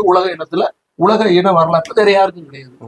அப்ப இளங்கோவடிகள் என்ற எழுத்தாளர் எதையெல்லாம் நமக்கு சொல்லி இருக்கிறாருன்னா, தமிழர்கள் வந்து இசைத்தார்கள், அந்த இசை கருவிகள் இருந்தது, அதற்கு பண் தாளம் இந்த விஷயங்களோட எல்லாம் அவங்க இருந்தாங்க அப்படிங்கிறத எழுதி வச்சதுனாலதான் நமக்கு இன்னைக்கு தெரியுது. பொதுவா இலக்கியவாதிகள் கற்பனைகள்லாம் வந்து நம்ம இததான் செய்ய போறோம் அப்படின்னு முடிவு பண்ணிட்டு எல்லாம் வராது இல்லையா? இலக்கியவாதிகள் போற போக்குல அவங்க வாழ்ந்த, அவங்க பார்த்த அல்லது பார்க்க நினைக்கிற ஒரு சமூகம் அல்லது சுற்றுச்சூழல அவங்க பதிவு பண்றாங்க. ஆனா அது காலப்போக்குல பிற்காலத்துல ஒரு மிகப்பெரிய வரலாற்று பெட்டகமா மாறிடுது. நான் சமீபமா என்ன ரொம்ப தொட்டது என்ன அப்படின்னா, எங்க ஊர்ல ராஜபாளையம் போகும்போது எங்க முக்கியமா இறங்கணும்னா அந்த இடத்துக்கு பேர் மொரம்புன்னு பேர். என்னடா இது ஒரு வித்தியாசமா மொரம்புன்னு இருக்கேன். அங்க இருந்து கொஞ்சம் தூரத்துலதான் வைகோ அவர்களுடைய ஊர் அந்த கலிங்கப்பட்டிக்கும் இந்த மொரம்பு அப்படின்றது இருக்கேன். அப்போ அந்த தேடும் போது நான் அந்த வார்த்தையை வந்து அப்ப ஃபர்ஸ்ட் முறை கடந்து போனேன். அதுக்கு பிறகு நான் தேடும் போது மலைப்படுகணம் 2000 வருஷத்துக்கு முன்னாடி இருக்கிற மொரம்புங்கிற வார்த்தை அங்க இருக்கு. அதுக்கு என்ன அர்த்தம் அங்க சொல்லியிருக்காங்கன்னா, சரளை கற்களால நிரம்பின மேட்டு பகுதி, சரளை மண்கள் இருந்த மேட்டு பகுதிக்கு பேர் மொரம்பு. ஆனா அங்க இருக்கிற எந்த மக்களுக்கும் அந்த மொரம்புங்கிற பேர் ஏன்னு தெரியல அங்க இருக்கிற மக்களுக்கு. ஆனா அவங்க சொன்னது அந்த இடத்துல பொருந்தது. ஜியோகிராபிக்கலா நீங்க எடுத்தீங்கன்னா அதுக்கு பேர் கரப்பகுதி தான், மேட்டு பகுதி, சரளை மண்கள் தான் இருக்கு. அப்போ போற போக்குல அவர் எழுதியிருப்பார் மலைப்படு கடாமன்னா நான் 2000 வருஷம் வச்சு அவனுக்குமே பேர் தெரியாம போகுது, நான் இப்பவே எழுத போறேன்னா எழுதிப்பாரு. ஆனா அது இன்னைக்கு அதுக்கு ரெஃபரன்ஸ் இருக்கு. இப்போ நம்ம இன்றைக்கு இருக்கிற சமூகத்தினுடைய கால கண்ணாடியா தான் இலக்கியவாதிகள். ஒரு நீங்க இந்த ஒரு இலக்கியவாதிகள் எப்படி இப்போ அவங்க வந்து ஒரு மொழி நடை அல்லது அவங்களுடைய கதை சொல்லும் பாங்கு அப்படிங்கிற மாதிரி நான் பல இடங்கள்ல இதை கடந்து வரேன். நீங்க ஏன் உங்களுக்குன்னு ஒரு கதை சொல்லும் பாங்கு உருவாக்க கூடாது, உங்களோட மொழி நடையை மாத்துங்க இப்படிலாம் சொல்லுவாங்க. ஆனா அது வந்து இலக்கியவாதிக்கு தன்னியல்பா வந்து விழுகக்கூடிய அந்த உணர்ச்சி பிரபாகமா வந்து விழக்கூடியதுதான் அவருடைய மொழி நடையா இருக்கும். அவருடைய அனுபவம் என்னவோ அதுவாக தான் வந்து விழுகும். அவர் வந்து எதையும் யோசிச்சு இல்லை வேற ஏதாவது ஒன்று ஆர்டிஃபிஷியலாக அதில் சேர்க்கணும் அப்படின்றதெல்லாம் சேர்க்கறது கிடையாது. அதுதான் காலப்போக்கில் ஒரு வரலாறா ஒரு விடுக்கும். இந்த கதை சரி, இந்த கதை சொல்லும் பாங்கு அது ஒரு பெரிய டாபிக், அதை நம்ம போக வேண்டாம். இல்ல நீங்க அதுல எதுவும் குறிப்பிட்டு சொல்ல விரும்புனா சொல்லலாம் இல்லையா ஒரு எழுத்தாளர். ஏன்னா புதுசா எழுதக்கூடியவங்களும் இதை பார்ப்பாங்க இந்த நிகழ்ச்சியை. இப்போ பார்க்கும்போது அவங்களுக்கு ஏதாவது தோணும் இல்லையா? கதை சொல்ல நீங்க என்ன சொல்றீங்கன்னா, யாரையும் பார்த்தோ அல்லது இப்படிதான் எழுதணும்னு தீர்மானிச்சு எழுதக்கூடாது. இயல்பா என்ன வருதோ அதை அப்படியே உள்ளத்தின் இதை வந்து அப்படியே கொட்டணும் அப்படின்னு சொல்றீங்க. அதாவது 18ஆம் நூற்றாண்டோட ஆரம்பத்துல குறிப்பா இந்த ரஷ்ய எழுத்தாளர்கள் வந்து கோலோச்ச தொடங்கிய காலகட்டங்களில் நிறைய கதை சொல்லும் பாங்கு உருவானது. நம்ம ஆண்டன் செகோ அவர்களோட வருகைக்கு பிற்பாடி செகோஸ்கன் தியரி என்று ஒன்றும், ரெட்டரிஸ் தியரி ஆகட்டும் இல்லை சாகிடாக், அதாவது செகோஸ்கன் தியரிங்கிறது ஒன்றும் இல்லை, ஒரு கதையை நம்ம தொடங்கும் போது இல்லை ஒரு திரைக்கதையாகட்டும், அந்த கதையோட தொடக்கத்துல சுவற்றில் ஒரு துப்பாக்கி மாட்டப்பட்டிருப்பதா நம்ம காமிச்சோம்னா அந்த கதையின் ஏதாவது ஒரு இடத்தில் அந்த துப்பாக்கி வெடித்தாக வேண்டும். அப்படி இல்லாட்டி அந்த துப்பாக்கி நம்ம அங்கே காட்டக்கூடாது. அதாவது கதைக்கு எந்த விதத்திலும் சம்பந்தம் இல்லாத ஒன்றை அந்த கதையில நம்ம சேர்க்கக்கூடாது. இதுதான் செகோஸ்கன் தியரி. ரெட்டரிஸ் தியரிங்கிறதும் வந்து ஒரு 50-60 வருடங்களா நம்ம தொடர்ந்து பயன்படுத்திட்டு வரக்கூடிய ஒரு யுக்தி தான். அதுவும் குறிப்பா இந்த சஸ்பென்ஸ் த்ரில்லர் நாவல்கள் எல்லாம் ஒரு கதையோட ஆன்டோகனிஸ்ட் அவரை வந்து பார்வையாளர்களோ அல்லது வாசகரோ ஈஸியா அடையாளம் கண்டுபிடித்து விடக்கூடாது என்பதற்காக வேறு ஏதாவது ஒன்றின் மீது நமது கவனத்தை குவிப்பது. நம்ம சஸ்பென்ஸ் த்ரில்லர் மூவிகளெல்லாம் வேற யாரோ ஒருத்தர் சம்மந்தமில்லா ஒரு நபர் முறைச்சிக்கிட்டே போற மாதிரி காட்டுவாங்க. இது வந்து இந்த ரெட்டரிஸ் தியரியோட ஒரு யுக்தி தான். சாகிடாகும் அப்படிதான். சாகிடாகுங்கிறது ஒரு பொசுன்னு இருக்கக்கூடிய ஒரு நாயை பத்தி தொடக்கத்துல அந்த கதையோட தொடக்கத்துல சொல்லிட்டு கதை முழுவதும் சாகிடாக் என்று பதிவு செய்து கடைசியில கதையை நிறைவு செய்யும் போது இது ஒன்றும் அவ்வளவு சாகியா இல்லையே என்று முடிப்பது. ஒரு நகைச்சுவைக்காகவோ அல்ல ஒரு அப்ரப்டாகவோ அல்லது எதிர்மறையாகவோ ஒரு கதையை முடிக்கிறதுக்காக பயன்படுத்தப்படக்கூடிய யுக்தி. இப்படி பல கதை சொல்லும் யுக்தி. செகோஸ்கன் தியரியில ஆண்டன் செகோ அவர்கள் வந்து கதைக்கு சம்பந்தம் இல்லாத எதையும் சேர்க்கக்கூடாதுன்னு சொல்றாரு. ஆனா அவருக்கு சமகாலத்துல வாழ்ந்த லியோ டால்ஸ்டாய் அவர்கள் அவருடைய எல்லா புத்தகங்களையும், அண்ணா கரீனா ஆகட்டும் அல்லது புத்துயிர்ப்பாகட்டும், அதுல குறிப்பா இந்த உலகம் கொண்டாடி தீர்த்த வார் அண்ட் பீஸ்ல பக்கமா அத்தியாயமா கதைக்கு சம்பந்தம் இல்லாத பல விஷயங்களை சேர்ப்பார். பிற்காலத்துல Leo Tolstoy's detail informative theory of story டெல்லிங்னு ஒரு புது பாணியாவே இது உருவாச்சு. இப்படி தொடர்ந்து மாறிக்கிட்டே இருக்கக்கூடிய அந்த யுக்தி ஒரு எழுத்தாளனுக்கு அவசியமா? அவன் தனக்குன்னு ஒரு இதை வச்சுக்கணுமா? இந்த கேள்வியை நான் எனக்குள்ள பல தடவை கேட்கறது உண்டு. என்னோட நண்பர் ஒருத்தர் தூத்துக்குடி பக்கத்துல நாசரேத் என்ற பகுதி, அது ஒரு செம்மண் பூமி. அவர் வந்து ஒரு சக எழுத்தாளர். தமிழர் வகுத்து வைத்த அந்த ஐவகை நிலப்பிரிவுகள்ல சேராத ஒரு நிலப்பகுதி அதுன்னும், அது வாழ்வியல் முறை அதுன்னும் அவர் ரொம்ப ஒரு மாதிரி சிலாகித்து பேசுவார். அவர் அந்த இடத்த வந்து தேரிக்காடுன்னு அவங்க சொல்றாங்க. தேரிக்காடு. அவருடைய மொழி, அவருடைய இலக்கியம் பெரும்பாலும் தேரி மொழியிலையும் தேரி வாழ்வியலையும் பற்றியதாகவே இருக்கும்.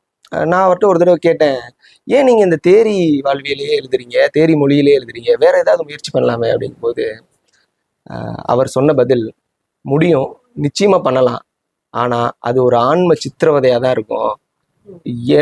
அதாவது வலிந்து போய் நான் உருவாக்க முடியாது. என்னுடைய மொழி நடைங்கிறதோ அல்லது என்னுடைய அந்த கதை சொல்லும் பாங்குங்கிறதோ வந்து தன்னியல்பு அமையணும். உயிர்ப்புள்ள ஒரு கதையை என்னால் தர முடியாது அந்த இடத்துல அப்படிங்கிறாரு. நான் இந்த இடத்துல உடன்படுறேன் அவரோட. இப்போ என்னோட மொழி நடைங்கிறது வந்து நான் வலிந்து உருவாக்கியது இல்லை. என்னுடைய உணர்ச்சிகள் வந்து பிரவாகமா வந்து விழுகிறதா என்னோட மொழி நடை அப்படின்னு நான் நினைக்கிறேன். இதை வலிந்து ஒருவரால் உருவாக்க முடியாது. ஆனா இதுக்கு நம்ம தமிழ் இலக்கியங்கள்ல, தமிழ் இலக்கியவாதி, அதுவும் குறிப்பா சமகால இலக்கியவாதிகள் இருக்கும். இந்த வட்டார மொழி வழக்கு எழுதுறவங்க, கி ராஜநாராயணன் ஆகட்டும், இல்ல பெருமாள் முருகன் ஆகட்டும், இல்ல ஜோடி க்ரூஸ் ஆகட்டும், இவங்க எல்லாம் வந்து இதுக்கான பதிலை கொடுக்குறாங்க. ஒரு மலைவாழ் பெண் ஒருத்தி இருக்கா, அவளுடைய உள்ள குமுறல்களை அவளோட மொழியில படிக்கும்போது நமக்கு ஏற்படக்கூடிய தாக்கம் வேற எதுலையும் ஏற்படாது. அதுக்கு ஒரு சிறந்த உதாரணம்னா பாலமுருகன் அவர்கள் எழுதிய சோழகர் தொட்டின்ற நாவலை நான் சொல்லுவேன். ஒரு மொழி நடைய நம்ம உருவாக்க முடியாது, அதுவா அமையணும். அதனால எனக்கு வந்து இந்த தனி பாணியை உருவாக்கு, மொழி நடையை உருவாக்கு அப்படிங்கிறதுல பெரிய நம்பிக்கை இல்லை அப்படிங்கிறத பதிவு பண்ண நான் இங்கே வரும். தன்னியல்பா என்ன வருதோ அதுலதான் என்னால உயிர்ப்புள்ள ஒரு கதையை கொடுக்க முடியும் அப்படின்னு நான் சொல்லுவேன். இப்போ நீங்க சொன்னதுல வந்து ஆண்டோ செக்கோவோட தத்துவங்களை பத்தி சொன்னீங்க. தத்துவத்துக்கும் இலக்கியத்திற்கும் தொடர்பு இருக்குன்னு நினைக்கிறீங்க? தத்துவத்திற்கும் இலக்கியத்திற்குமான தொடர்பு, அது இலக்கியம்ங்கிறது மனித உணர்வுகளை எழுத்தா வடிப்பது. தத்துவம் இலக்கியத்திற்கு தர்க்கத்தை தருகிறது, இலக்கியம் தத்துவத்திற்கு படிமத்தை தருகிறது. பெரும்பாலும் அதாவது நிறைய தத்துவவாதிகள் அவர்களுடைய தத்துவ கோட்பாடுகளுக்கு தேவையான அந்த படிமத்தை வந்து இலக்கியத்திலிருந்து எடுக்கிறாங்கன்றத வரலாறே நமக்கு சொல்லுது. உதாரணமா தி பிரதர்ஸ் கரமசவ் அப்படின்னு ஒரு நாவல், தஸ்தாவஸ்கியோடைய ஒரு நாவல். அந்த நாவல்ல ஒரு தந்தை 3 மகன்கள். அதுல மூத்த மகன் வந்து ஒரு பெண்ணின் மீது கொண்ட காதல்னால அவனோட அப்பா இறந்து போயிட்டா பரவாயில்ல அப்படின்ற மாதிரியான ஒரு எண்ணத்துக்கு வரான். இந்த உளவியல் கோட்பாடை சிக்மண்ட் ஃப்ராய்ட் அவர்கள் வந்து எடுத்து அவருடைய தத்துவ கோட்பாட்டுக்கு பயன்படுத்துறாரு.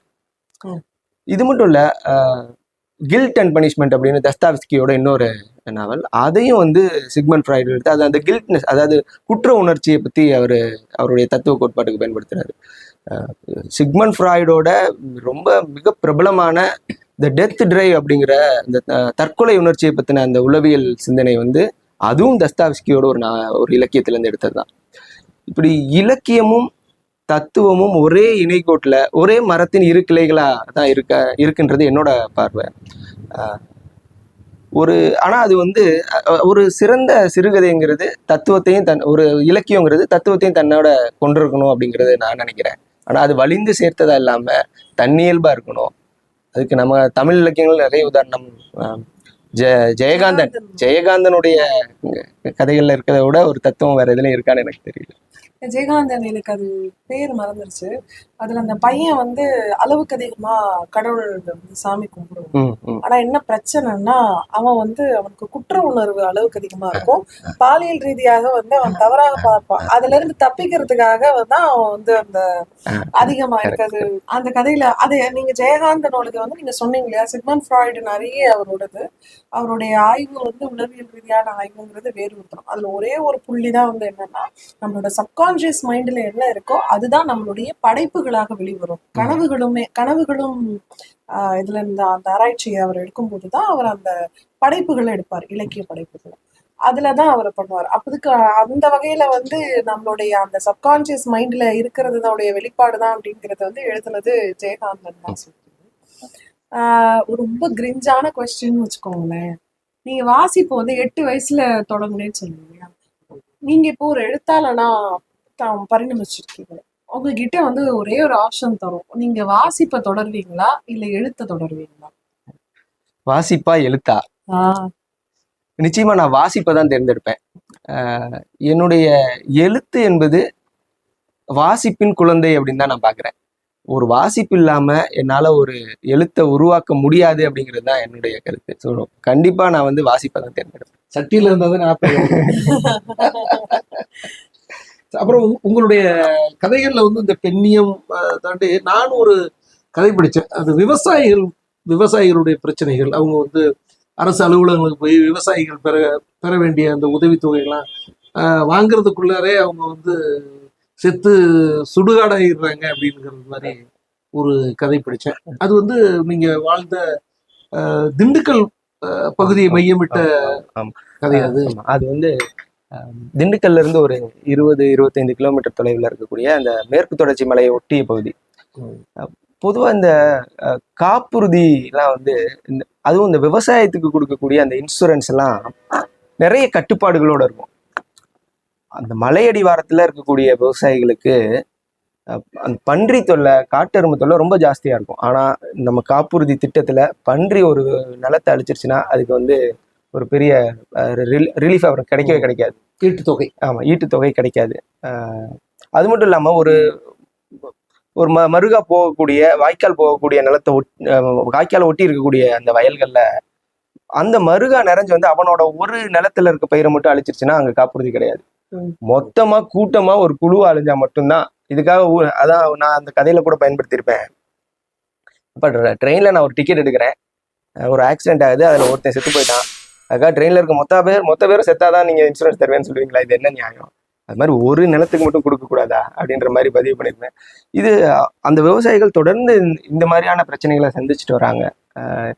என்னுடைய அப்பா இதை நிறைய நேரங்கள்ல ஃபேஸ் பண்ணியிருக்காரு. ஸோ அதனுடைய வெளிப்பாடு தான் இந்த கதை. இது மாதிரி புரிஞ்சுக்க வேண்டிய இந்த சமூகத்துல இன்னும் உற்று பார்த்து இதெல்லாம் ஒரு பிரச்சனை, ரொம்ப சாதாரணமா கடந்து போவோம் சில விஷயங்கள் எல்லாம், இதெல்லாம் கூட ஒரு பிரச்சனையா அப்படிங்கிற மாதிரி பார்க்கறதுக்கு நிறைய இருக்கு. அதுல நீங்க இதை பார்த்து இத நான் எழுதணும்னு நினைக்கிறேன், இல்ல நீங்க இது வரைக்கும் எழுதாம விட்டு ஏதாவது கருத்து பிரச்சனை அப்படிங்கறத தாண்டி ஏதாவது ஒரு கரு இருக்கும் இல்லையா, நீங்க அதை எழுதணும்னு நினைச்சிட்டு இருக்கீங்க. சொல்ற இது அதாவது புதுமை பித்தன் அவர்களோட ஒரு சிறுகதை. அந்த கதையோட பேர் எனக்கு ஞாபகம் இல்லை டக்குன்னு. ஒரு முதிய பெண், அவளை வந்து கொண்டு போறதுக்காக யமன் வர்றார். அவர் பாச கயிறை வீசும்போது அந்த கயிறை பிடிச்சிக்கிட்டு அந்த அம்மா சொல்லுது, கயிறு ரொம்ப நல்லா இருக்கு, இது ஏதாவது கொடி கட்டுறதுக்கோ இல்லை எதாவது கட்டி வச்சுக்கிறதுக்கோ பயன்படுத்துறோம், குடு முதல்ல என்கிட்ட அந்த அம்மா போராடுது. யமன் கூட சண்டை போடுது. இப்படி கதையோட்டத்தோட கூடிய ஒரு நகைச்சுவையை என் கதையில நான் எழுதணும்னு நான் விரும்புறேன். இதுவரை நான் எழுதாதது ஒரு நகைச்சுவை உணர்வோடு கூடிய கதை.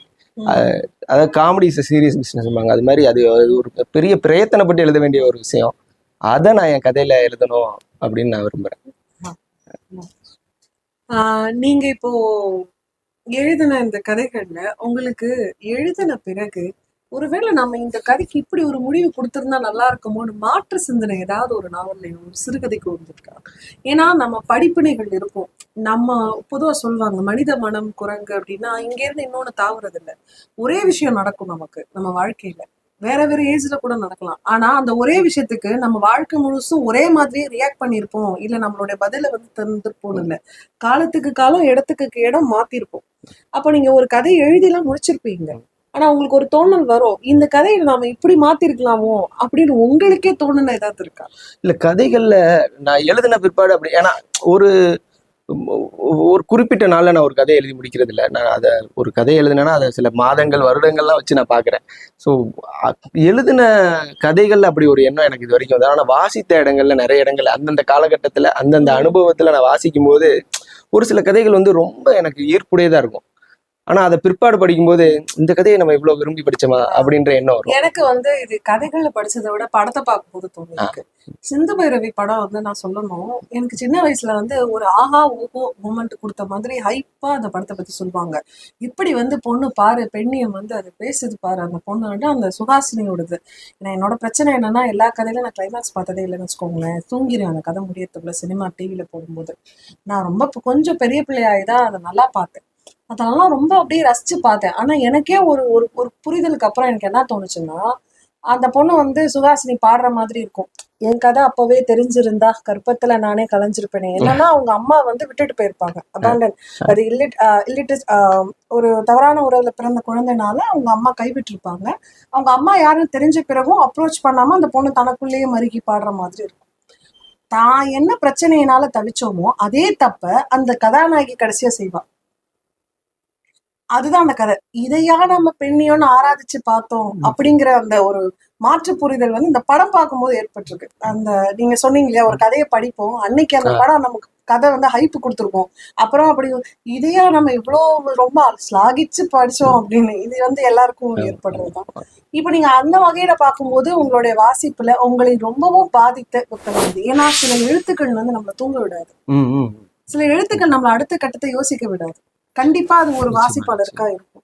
அதான் இது நான் ஏற்கனவே சொன்ன மாதிரி ஒரு புத்தகம் அப்படின்னு சொல்றதை விட அந்தந்த காலகட்டத்துல எனக்கு இருந்த அனுபவத்துக்கு தகுந்த மாதிரி நிறைய புத்தகங்கள் இந்த இந்த மாதிரியான தாக்கத்தை எனக்குள்ள ஏற்படுத்தியிருக்கு. நான் என்னோட கல்லூரி நாட்கள்ல படிச்ச அந்த பொன்னியின் செல்வன் அப்படின்ற கதை வந்து எனக்கு மிகப்பெரிய தாக்கத்தை அந்த காலகட்டங்களில் எனக்கு ஏற்படுத்துச்சு. ஒரு சினிமா நடிகரையோ அல்லது ஒரு சினிமா கதாநாயகியோ தெரிஞ்சுக்க வேண்டிய ஆர்வம் ஒரு இளைஞனுக்கு எப்படி இருக்கும், அது மாதிரி ஒரு மன்னனை பத்தி படிக்கும்போது எனக்கு அந்த ஆர்வம் இருந்தது. அப்போ அது எனக்கு ஒரு பெரிய தாக்கத்தை ஏற்படுத்துச்சு அந்த காலகட்டங்கள்ல. அதற்கு கொஞ்ச நாளைக்கு பிற்பாடு மாதொருபாகன், அந்த பெருமாள் முருகனோட மாதொருபாகன், அதாவது ஒரு ஆண் பெண் உறவு வந்து நம்பிக்கை சார்ந்தது அப்படின்ற புரிதலோட நான் இருந்த காலகட்டத்துல படிச்சதுனால சில ஒரு 1-2 நாட்கள் தூங்காம கூட இருந்தேன். அதோட தாக்கம் எனக்கு அப்படி இருந்தது. அந்த காலகட்டத்தில் அந்த புத்தகம் அப்படி ஒரு தாக்கத்தை எனக்கு ஏற்படுத்துச்சு. அதே மாதிரி என்னோட கல்லூரி நாட்கள்ல படிச்ச தஸ்தாவ்ஸ்கியோட வெண்ணிற இரவுகள், கொஞ்சம் இந்த சமூகத்தை பத்தி நான் யோசிக்க ஆரம்பிச்ச படிச்ச ஓல்காட்டு கங்கை, இப்போ தோ பரமசிவன் அவர்களோட அறியப்படாத தமிழகம், அழகர் கோவில், கம்யூனிச சித்தாந்தம் பத்தி நான் தெரிஞ்சுக்க முற்படும்போது படிச்ச தாய், மார்க்சிம் கார்கியோட தாய், இப்படி பல புத்தகங்கள் தொடர்ந்து அந்தந்த காலகட்டங்கள்ல என்னுடைய அனுபவத்துக்கு தக்க எனக்கு ஒரு பெரிய தாக்கத்தை ஏற்படுத்தினது அப்படின்னு நான் சொல்லலாம். இப்போ நீங்க வாசிப்புன்றதுனால உங்களுக்கு வேற ஒரு உலகம், வேற ஒரு கோணத்துல இருந்து இந்த உலகத்தை பார்க்கணும் அப்படிங்கிற பார்வை மாறுபட்டிருக்கும். ஒரு எழுத்தாளனா நீங்க எழுத நினைக்கும் போது நம்ம இந்த பாயிண்ட் ஆஃப் வியூல எழுதணும், இது எல்லாரும் என்ன எப்படி பாக்குறாங்க, நிறைய கேள்விகள் இருக்கும், இந்த சமூகத்தின் மீதே கேள்விகள் இருக்கும். இப்போ அதெல்லாம் நம்ம எழுத்துல எழுதணும்னு நிறைய நமக்கு லிஸ்ட் இருக்கும், டு டூ லிஸ்ட் போடுவோம்ல, நம்ம இதெல்லாம் பண்ணணும்னு. அது மாதிரி எழுத்தாளனா நீங்க தினம் ஆசை போடுறதுக்கு 1000 விஷயங்கள் இருக்கும். ஆனா லைஃப்ல இதை மட்டும் செஞ்சிடவே கூடாதுடா, நம்ம இதை எழுதிடவே கூடாதுடா அப்படின்னு ஏதாவது அந்த லிஸ்ட்ல வச்சிருப்பீங்கல்ல. ஏன்னா எல்லாரும் இயல்பா சொல்றது, நான் இப்படி எழுதணும்னு நினைச்சேன் அப்படின்னு, இதை மட்டும் எழுதவே கூடாதுடா அப்படின்னு நீங்க ஏதாவது லிஸ்ட்ல வச்சிருப்பீங்க? இல்ல, எழுதவே கூடாது அப்படிங்கிறத தாண்டி சில விஷயங்கள் எழுதுறதுக்கான ஒரு தயக்கம் இருக்கு எனக்கு. வெற்றி, என்னோட கதைகள்ல இந்த வெற்றிங்கிறது ஒரு முழுமையோ முடிந்து போயிடுச்சு அப்படிங்கிற ஒரு ஃபீலையும் ஒரு அயற்சியையும் எனக்கு கொடுக்குது. இப்போ என்னோட கதை மாந்தர்கள் தொடர்ந்து போராடிட்டு இருக்காங்க, அவங்க வாழ்க்கை தொடர்ந்துகிட்டே இருக்கு. இந்த முழுமையை நான் அடைய விரும்பல, அதனால என்னோட கதைகள்ல வெற்றியை நான் தள்ளி போட்டுட்டே இருக்கேன். அதை நான் எழுதுறதுக்கு இன்னும் தயங்குறேன். வெற்றி பெற்று விட்டேன் என்ற வெற்றியை பதிவு பண்ண, அந்த உணர்வை பதிவு பண்ண. இல்ல துன்பியல் முடிவுன்னு இல்ல, ஒரு கேள்விக்குள்ளான முடிவா இருக்கு எல்லாமே. போராட்டம், அதுக்கான தீர்வு இல்ல. எல்லாரும் வந்து ஷேக்ஸ்பியரோட இது வந்து ஏன் ரொம்ப பெருசா ஸ்லாகிப்பாங்கன்னா, அவரோட எல்லாமே துன்பியல் முடிவுகளோட தான் இருக்கும். பெரும்பாலும் வந்து நீங்க சொன்ன மாதிரி ஹாப்பி என்டிங்கா சுபம் அப்படின்னா போட்டு முடியாது. ஆனா அப்படிலாம் நம்ம எடுத்துக்கிட்டோம்னா நம்ம சிலப்பதிகாரம் தான் எல்லாத்துக்கும் முன்னோடி. ஏன்னா அதுதான் இருக்கிறதுலே ஆகச்சிறந்த தமிழருடைய அந்த 50 காப்பியங்கள்ல முதல்ல வந்து ஒரு நீண்ட நெடுங்கதை. அதுல வந்து துன்பியல் முடிவு தான். அப்ப துன்பியல் முடிவு எழுதுறதுங்கிறது இன்னைக்கு இல்ல, அது வந்து அதை எழுதுறதுங்கிறது வந்து அன்னையில இருந்தே அது ஒரு ட்ரெண்டு தான். ஆனா நீங்க சொல்ல வர அந்த வெற்றியை எழுத விரும்பவில்லை, நான் அதை எழுத வேண்டாம்னு நினைக்கல, ஆனா இப்போதைக்கு எனக்கு தள்ளி போடுறேன், அவ்வளவுதான். தள்ளி போடுறேன் அப்படின்னு சொல்றீங்க. இல்ல அது இன்னும் கொஞ்சம் ஏதாவது, ஏன்னா என்ன காரணம்னா என்னோட மாந்தர்கள்ல நான் பார்க்கக்கூடிய சமூகத்துல நிறைய பிரச்சனைகள் இருக்கு, போராட்டங்கள் நடந்துட்டு இருக்கு. அந்த போராட்டத்து கூட தீர்வை நான் உடனே அந்த தீர்வை நோக்கி நான் போக விரும்பலங்கிறேன். இன்னும் கொஞ்சம் பாதியிலே ஜெயிச்சிட்டோம்னு சொல்லக்கூடாது, வேண்டாம் அப்படிங்கிறது என்னுடைய. உங்களுடைய எழுத்து இல்ல உங்களுடைய வாசிப்பு, இந்த 2 நிலைகளை வச்சு பார்க்கும்போது உங்களுக்கு ஏதாவது ஒரு நெருடல், இல்ல வாசிச்சதுல இருந்து நீங்க மாறுபட்டு எழுதுனது, இல்ல எழுதுனதுல மாறுபட்டு வாசிச்சது, அந்த மாதிரி இருக்கா? வாசிச்சது நிறைய இருக்கு. என்னுடைய அதாவது ஒவ்வொரு தனிநபருக்கும் எழுத்தாளன்றதை தாண்டி ஒவ்வொரு தனிநபருக்கும் ஒரு நிலைப்பாடு இருக்கும். அந்த நிலைப்பாட்டுல இருந்து நான் பல புத்தகங்களை என்னோட முரண்படுற பல புத்தகங்களை நான் படிச்சிருக்கேன். இப்போ நான் சொன்ன லிஸ்ட்லயே என்னை தாக்குன அந்த புத்தகங்கள் நான் சொன்ன லிஸ்ட்லயே நிறைய கதைகளோட நான் இப்ப முரண்படுறேன். அந்த முரண்பாட்டை நான் பாயிண்ட் அவுட் பண்ணி சொல்லணுமான்றது இந்த தளத்துல சொல்லணுமான்னு நான் யோசிக்கிறேன். நிறைய எழுத்தாளர்களோட கதைகளோடய நான் தொடர்ந்து முரண்படுறேன். அத நான் முரண்பாடுகள் சில நேரம் அழகானது தானே. முரண்பாடுகள் மத்தவங்களோட கோபத்தை உருவாக்கி கூடாது இல்ல, மத்தவங்களை பாதிச்சிட கோபம் ஒரு பக்கம் இருக்கட்டும், மத்தவங்களோட உள்ளத்தை பாதிச்சிடக்கூடாது இல்லையா.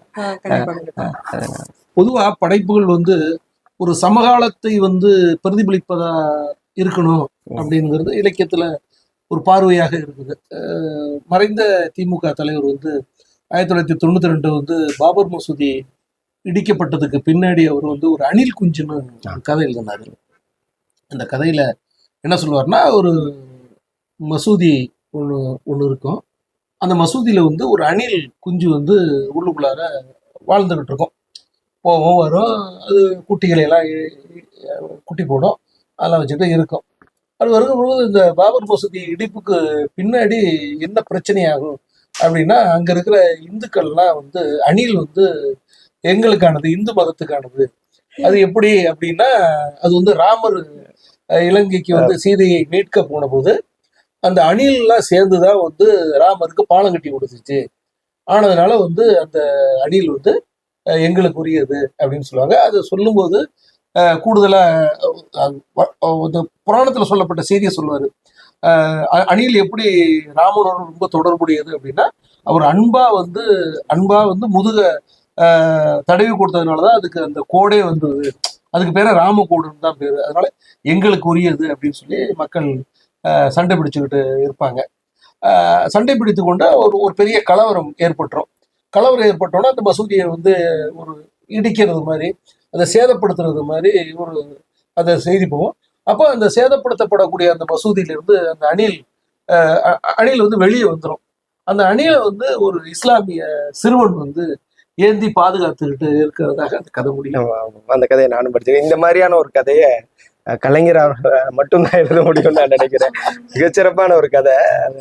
அதாவது அதுல சொன்ன விஷயங்களோட சொல்லாம அது பின்னணியில இருக்கக்கூடிய தகவல்கள் அவ்வளவு நம்ம சமூகத்தோட பிரச்சனைய சொல்லாம அவர் சொன்ன விதம் ரொம்ப அற்புதமா இருக்கும். அந்த கதை நானும் வாசிச்சிருக்கேன். ரொம்ப அது தமிழ்ல வந்து வெளிவந்த பின்னை நவீனத்துவத்துக்கு ஒரு எடுத்துக்காட்டாக அந்த கதையை சொன்னாங்க. ஏற்கனவே நடந்து விட்ட ஒரு செய்தி, அதற்கு வந்து ஒரு புதிய முறையில வந்து அதை விளக்குவது மாதிரி. இப்ப இது மாதிரி வந்து ஒரு சமகாலத்தினுடைய நிகழ்வுகளை வந்து ஒரு கதையாக ஒரு பதிவு செய்யற ஒரு திட்டம் உங்கள்ட்ட ஏதாவது இருக்குதா? என்னுடைய கதைகள் பெரும்பாலுமே சமகாலத்துல இருக்கிறதா நான் எழுதிட்டு இருக்கேன்னு நான் நினைக்கிறேன். அது ஒரு 5-6 வருடங்களுக்குள்ள என்னுடைய அனுபவம், நான் பார்த்தது, இதுங்களை தான் நான் கதைகளா புனைந்து கொண்டே இருக்கிறேன். சமகால அரசியல் நிகழ்வுகளை நீங்கள் கதையில் நீங்கள் விரும்புகிறீர்களா? அந்த கேள்வி ஆக்சுவலா இது அரசியல் நிகழ்வு அங்கதத்தோட எழுதுறது அதாவது அதை நேரடியாக சொல்லாம அதை சொல்றது. ஏன்னா ஏன் கலைஞர் அப்படி எழுதினாருன்னா அதுல இன்னொரு விஷயம் இருக்கு. அவங்க எல்லாம் ஒரு லைஃப் வாழ்ந்தாங்கல்ல, அது நம்ம வாழல. இது என்னன்னா அந்த எமர்ஜென்சி பீரியட் நேரடியா அதை எழுதிட முடியாது. ஒரு பத்திரிகையாளர் அதை வந்து மறைமுகமா எழுதணும். அதனால அந்த இது வந்து ஒருவேளை கலைஞருக்கு அது கைவர பெற்றதுக்கு காரணம்க்கு பின்னாடி அப்படி ஒரு சூழல் இருக்கலாம். அந்த மாதிரி வந்து நீங்க அரசியல் நிகழ்வுகளை, அன்றாட அரசியல் நிகழ்வுகளை வந்து உங்களுடைய கதைகள்ல கொடுக்கறது. இதுவரைக்கும் எனக்கு தெரிஞ்சு வந்து நெருக்கடி கால நிலையில வந்து சென்னை சிறையில வந்து எல்லா அரசியல்வாதிகளும் தாக்கப்பட்டாங்க. வீரமணி தாக்கப்பட்டாரு, ஸ்டாலின் தாக்கப்பட்டாரு, சிட்டி பாபு அங்கேயே செத்து போயிட்டாரு, சாத்தூர் பாலகிருஷ்ணன் இறந்து போனாங்க என்று சொன்னாலும் கூட அந்த வித்யாசாகர் அப்படிங்கிற ஒரு ஜெயிலர் தான் அந்த தாக்குதலுக்கெல்லாம் வந்து ஒரு காரணகர்த்தாவா இருக்கிறாரு.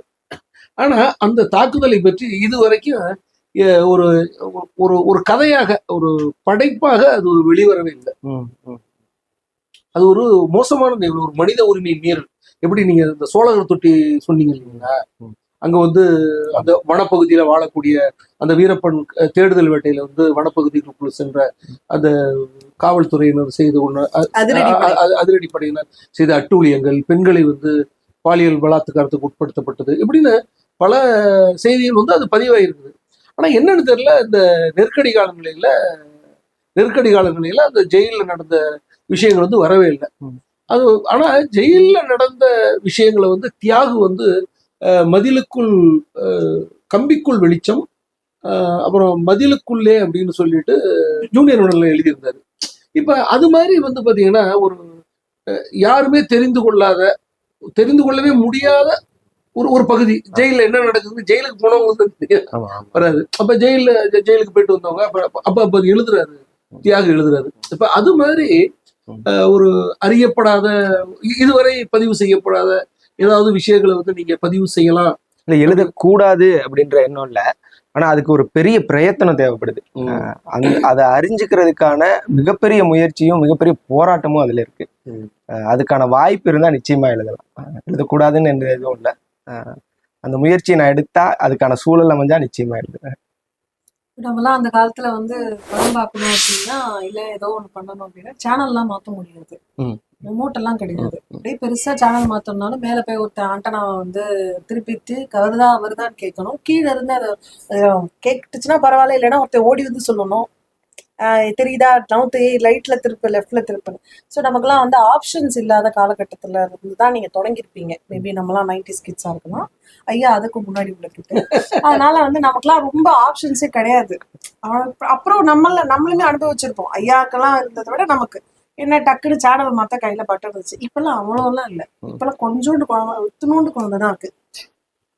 ஸோ நிறைய ஆப்ஷன்ஸ். அவங்க ஒரு இடத்துல நின்று அசை போட்டு ஒரு விஷயத்த உள்வாங்கி, வாசிப்புங்கிறது நம்ம சொல்றோம், ஆனா வாசிப்புங்கிறது வெறுமனே அது ஒரு பெரிய ஒரு ப்ராசஸ். அது வெறும் படிக்கிறது இல்ல. வாசிப்பு படித்ததை ஒரு நிதானமா நின்று ஏதோ ஒரு பாயிண்ட்ல திரும்ப அசை போட்டு அதை திரும்ப மீள் வாசிப்பு செய்யறதுங்கிறது தான் மொத்த வாசிப்புக்கான ஒரு அர்த்தம். இப்போ நீங்க போய் நான் 8 வயதுல நான் போய் லைப்ரரியில புக்கு படிச்சீங்கன்னா நீங்க அந்த ப்ராசஸ் எல்லாம் பண்ணிட்டு அந்த செயல்பாடெல்லாம் செஞ்சிருப்பீங்க. நான் இன்னைக்கு ஒரு விஷயத்த தொடர்ச்சியா பாக்குறதுக்கு இங்க யாருக்கும் தயாரா இல்லை. ஏன்னா ஒரு ஷார்ட்டை பாக்குறதுல ஒரு ஒரு ஒரு அதே ஒரு அல்காரிதம் தான் சொல்றாங்க. 2 நிமிஷம் ஷார்ட், 3 நிமிஷம் ஷார்ட்னா அந்த அரை செகண்ட்ல நீங்க அந்த பார்வையாளரை கவரலன்னா அது முழுமையா பார்க்கப்படாது. அடுத்தது போயிடுறாங்க. இப்போ நின்று நிதானிக்க இன்னைக்கு இருக்கிற சமூகத்துல யாரும் தயாரா இல்லை. அடுத்தது நின்று அசை போடுறதுக்கும் யாரும் தயாரா இல்லை, மீண்டு போய் பாக்குறதுக்கும் யாரும் தயாரா இல்லை. அப்போ இந்த வாசிப்பு சமூக வலைதளங்களுடைய இந்த தாக்கத்தினால எப்படி மாறி இருக்குன்னு நீங்க பாக்குறீங்க. ஏன்னா நீங்க ஒரு எழுத்தாளரா இன்னும் நிறைய பேர் பார்த்திருப்பீங்க. உங்க வாசகர்கள் உங்ககிட்ட பேசுறது இதெல்லாம் நீங்க பார்க்கும்போது நீங்க ஒரு வாசகர்னா ஒரு எழுத்தாளர்கிட்ட போய் நின்றுட்டு இருந்திருப்பீங்க. உங்ககிட்ட வாசகர்னு ஒருத்தர் வராரு. இப்போ அதுக்கான அந்த டிஃபரன்ஸ் பார்ப்பீங்க கண்டிப்பா. இது எவ்வளவு தூரம் இருக்கு, நீங்க எப்படி ஃபீல் பண்ணிருக்கீங்கன்னு சொல்லி. இந்த சமூக வலைதளவாசிகள் வந்து நீங்க சொன்ன மாதிரி ரொம்ப ஆழ்ந்து அனுபவித்து சுவைக்க வேண்டிய அந்த வாசிப்பை ஒரு ரீல்ஸ் பார்க்குற மாதிரியோ இல்லை ஒரு ட்வீட் போடுற மாதிரியோ எதிர்பார்க்குறாங்க. அது நிதர்சனம் தான், உண்மைதான். ஆனால் அதை தாண்டி இன்னைக்கு இந்த சமூக ஊடகங்கள் மூலமாக பிரபலம் அடைஞ்ச எழுத்தாளர்களும் இருக்காங்க. நாம் இதை தவிர்க்கவே முடியாது தான். இந்த சமூக ஊடகத்தை நம்ம தவிர்க்க முடியாது. இதை நம்ம வாசிப்புக்கு எப்படி பயன்படுத்தணும், எப்படி நம்ம வாசிப்பை இதன் மூலமா மீட்டெடுக்கணும் அப்படிங்கறத தான் நம்ம பார்க்கணும். நிறைய முன்னெடுப்புகள் இப்போ நடக்குது. நம்ம அமேசான் கிண்டில் மாதிரி சில இந்த பிரதிலிப்பி ஊடக இணையதளங்கள் மாதிரி நிறைய வருது. இன்னும் அதை துரிதப்படுத்தி அதை எப்படி மீட்டெடுக்கணும் அப்படிங்கிறத தான் நம்ம பார்க்கணும். ஆனால் நீங்க சொல்ற மாதிரி அந்த பாதிப்பு, வாசிப்புக்கான அந்த பாதிப்பு நிச்சயமா இருக்கு. அதை நம்ம மறுக்க முடியாது. ஆனால் மீட்டெடுக்கிறதுக்கான வழிகளையும் சமூக ஊடகதளத்திலேயே நம்ம செய்யணும். ஏன்னா இதை தவிர்க்க முடியாது. இதை தவிர்த்துட்டு நம்ம போக முடியாது. இப்போ அவசர உலகத்துல வந்து எப்படி படைப்புகள் வருது அப்படின்னு நான் பார்த்தேன்னா, ஒரு கதை படிக்கிறேன். தொடங்குற போது அவனை ஏன் நான் கொன்றேன் என்றால் அவனை அளவுக்கு அதிகமாக காதலித்தேன். அவளின் வாதத்தை கேட்டு நீதிபதியும் நீதிமன்றமுமே அதிர்ந்தது அப்படின்னு அந்த கதை தொடங்குது. அதான் சார் அந்த சொல்லுவாங்களே சிறுகதை எழுதுறதுல முதல் 2 லைன்ல இது வந்து நம்ம சுஜாதாவோட ஒரு பாணி. இந்த ஒரு கதையை ஆரம்பிக்கும் போதே கதைக்குள்ள கொண்டு போயிடணும். நீ எதை வேணாலும் சொல்லி அவனை உள்ள கொண்டு வந்துரு. பின்னாடி சொல்லும்போது நான் தவறா சொல்லிட்டேன், இப்படி சொல்லிட்டேன் நான் கூட மாத்திக்க, ஆனா அவனை உள்ள கொண்டு வந்துரு அப்படிங்கிறது அவருடைய பாணி. இல்ல அவரு பத்திரிகையாளரும் கூட இல்லையா, அதனால அந்த தலைப்பு கொடுத்துட்டு உள்ள போய் பார்க்கும்போது அந்த பாணியில சிறுகதை சொல்லியிருப்பாங்க. ஆமா, இது ஒரு பாணி. ஒரு அண்மையில இப்ப எல்லாம் பாத்தீங்கன்னா இப்ப ஒரு பக்க கதைன்னு ஒண்ணு வந்தது. அப்புறம் ஒரு செகண்ட் கதை அப்படின்னு சொல்லிட்டு ஆனந்த விடல்ல வருது. அதுல பாத்தீங்கன்னா ஒருவர் வந்து இறந்து போயிருந்தாரு. இறந்து போனோன்னா வந்து அவருடைய அந்த இறுதி ஊர்வலம் நடக்கிற போது யார் யாரெல்லாம் என்னென்னலாம் பேசுறாங்கிறத அந்த மரணம் அடைந்த மனிதர் கேட்டுக்கொண்டிருப்பதாக அந்த அந்த கதை முடியுது.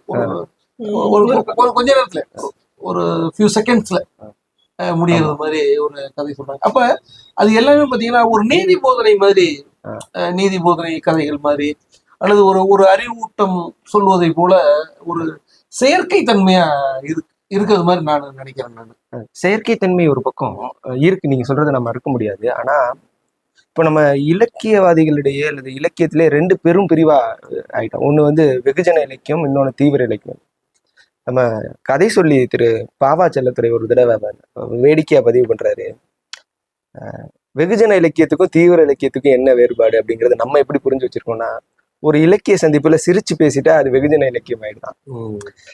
ஆனா இந்த தீவிர இலக்கியத்தை இதை நான் இந்த 2 வெகுஜனத்தையும் தீவிரத்தையும் நான் எப்படி புரிஞ்சுக்கிறேன்னா, உணர்வுகளை தூண்டக்கூடியத வெகுஜன இலக்கியமாகவும் சிந்தையை தூண்டக்கூடியத தீவிர இலக்கியமாகவும் நான் பார்க்குறேன்.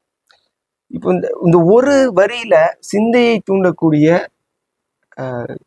எழுத்தை ஒரு தீமையும் நம்மளால உருவாக்க முடியும் அப்படின்னு நான் நினைக்கிறேன். உருவாக்கணும், அதுக்கும் வாய்ப்பு இருக்கு, பண்ண முடியும். ஆனா அது ரொம்ப கடினமான விஷயம். ஒரு கதையில ஒரு பெரிய கதையை எழுதி ஒரு வாசகனுக்கு ஒரு விஷயத்த சொல்றதை விட இந்த ஒரு பக்கத்திலேயோ ஒரு வரியிலேயோ சொல்றது வந்து ரொம்ப கடுமையான விஷயம். ஆனா முடியுங்கிறது என்னுடைய. நீங்க சொன்னோன்னே எனக்கு ஒன்று ஞாபகம் இருக்கு. அது ரொம்ப பெரிய பேச்சாளர்னு சொல்றது வின்சென்ட் சர்ச்சில் தான் சொல்லுவாங்க, இங்கிலாந்து பெரிய. அவர் வந்து சொல்லும் போது அவர்கிட்ட ஒரு பத்திரிக்கையாளர் கேள்வி கேட்டாராம். அப்போ வந்து நீங்க 1 மணி நேரம் பேசணும்னா எவ்வளவு நேரம் ப்ரிப்பரேஷன் டைம் இருக்கு? இப்பவே பேசலாம். 5 மினிட்ஸ் பேசணும்னா தான் எனக்கு 1 மணி நேரம் ப்ரிப்பரேஷன் டைம் வேணும். 1 hour பேசுறதுன்னா நான் இப்பவே பேச தயாராக. ரொம்ப நேரம் பேசுறது வந்து எளிது, ஆனா குறைந்த நேரத்துல செறிவான கருத்து நிறைய விஷயம் சொல்லணும்னா அதுக்கான தயாரிப்பு அதுக்கான இதுவும் அதிகம். ஆனா நீ தமிழ் இலக்கியத்தை பொறுத்த வரைக்கும் ரொம்ப சின்ன வரியில ரொம்ப பெரிய விஷயத்த சொல்றதுங்கிறது வந்து நமக்கு கைவந்த கலை தான். ரொம்ப வருஷமா அது நம்ம எழுதுறோம். 2000 வருடத்திற்கு நம்மளுடைய இலக்கிய வரலாறுக்கு பின்னாடி அது இருக்கு. ஆனா அது எப்படி பார்க்கப்படுதுன்னா 2 விஷயம் இருக்கு ஐயா சொன்னதுல. இப்போ ஒரு பக்க கதை கொடுக்கறதுல வந்து வாசிப்புடைய தீவிரம் குறைஞ்சிருச்சு. ஐயா அதை சொல்லும் போது சொன்னாரு, ஒரு 3 பக்கமா இப்ப ஒரு பத்திரிகையிலே ஒதுக்கணும்னா இடம் ஒதுக்கணும்னா 3 பக்கம் 4 பக்கம் இருந்த கதை அப்படியே சுருங்கி இப்ப ஒரு பக்க கதை ஐயா சொன்ன மாதிரி மேக்ரோ செகண்ட்ஸ் கதைகள் அப்படின்னு 2 வரியில இப்பெல்லாம் மீம்ஸ் போடுற அளவுதான் ஒரு கதை, அதெல்லாம் வர ஒரு வருது. இது வந்து கருத்தை செறிவா சொல்லுதோ இல்லையோ வாசிப்புடைய தன்மையை குறைப்பதற்கான ஒரு வழியா குறைஞ்சிருச்சு. நிச்சயமா அது மாற்று கருத்தே இல்லை. நீங்க பேசும்போது சொன்னீங்க இந்த வெகுஜன இலக்கியம் தீவிர இலக்கியம்னு சொன்னீங்க. அதை சொன்னபோது எனக்கு ஒரு செய்தி என்ன நினைவுக்கு வந்ததுன்னா, கேரளாவில் வந்து வைக்கம் பஷீர் அப்படின்னு சொல்லி ஒரு எழுத்தாளர் இருந்தாரு. அவர் வந்து கதைகள்லாம் எழுதுவார். எழுதிட்டு அவர் வந்து ஒரு சிற்றுதல் ஒன்று நடத்தி இருக்கிறாரு.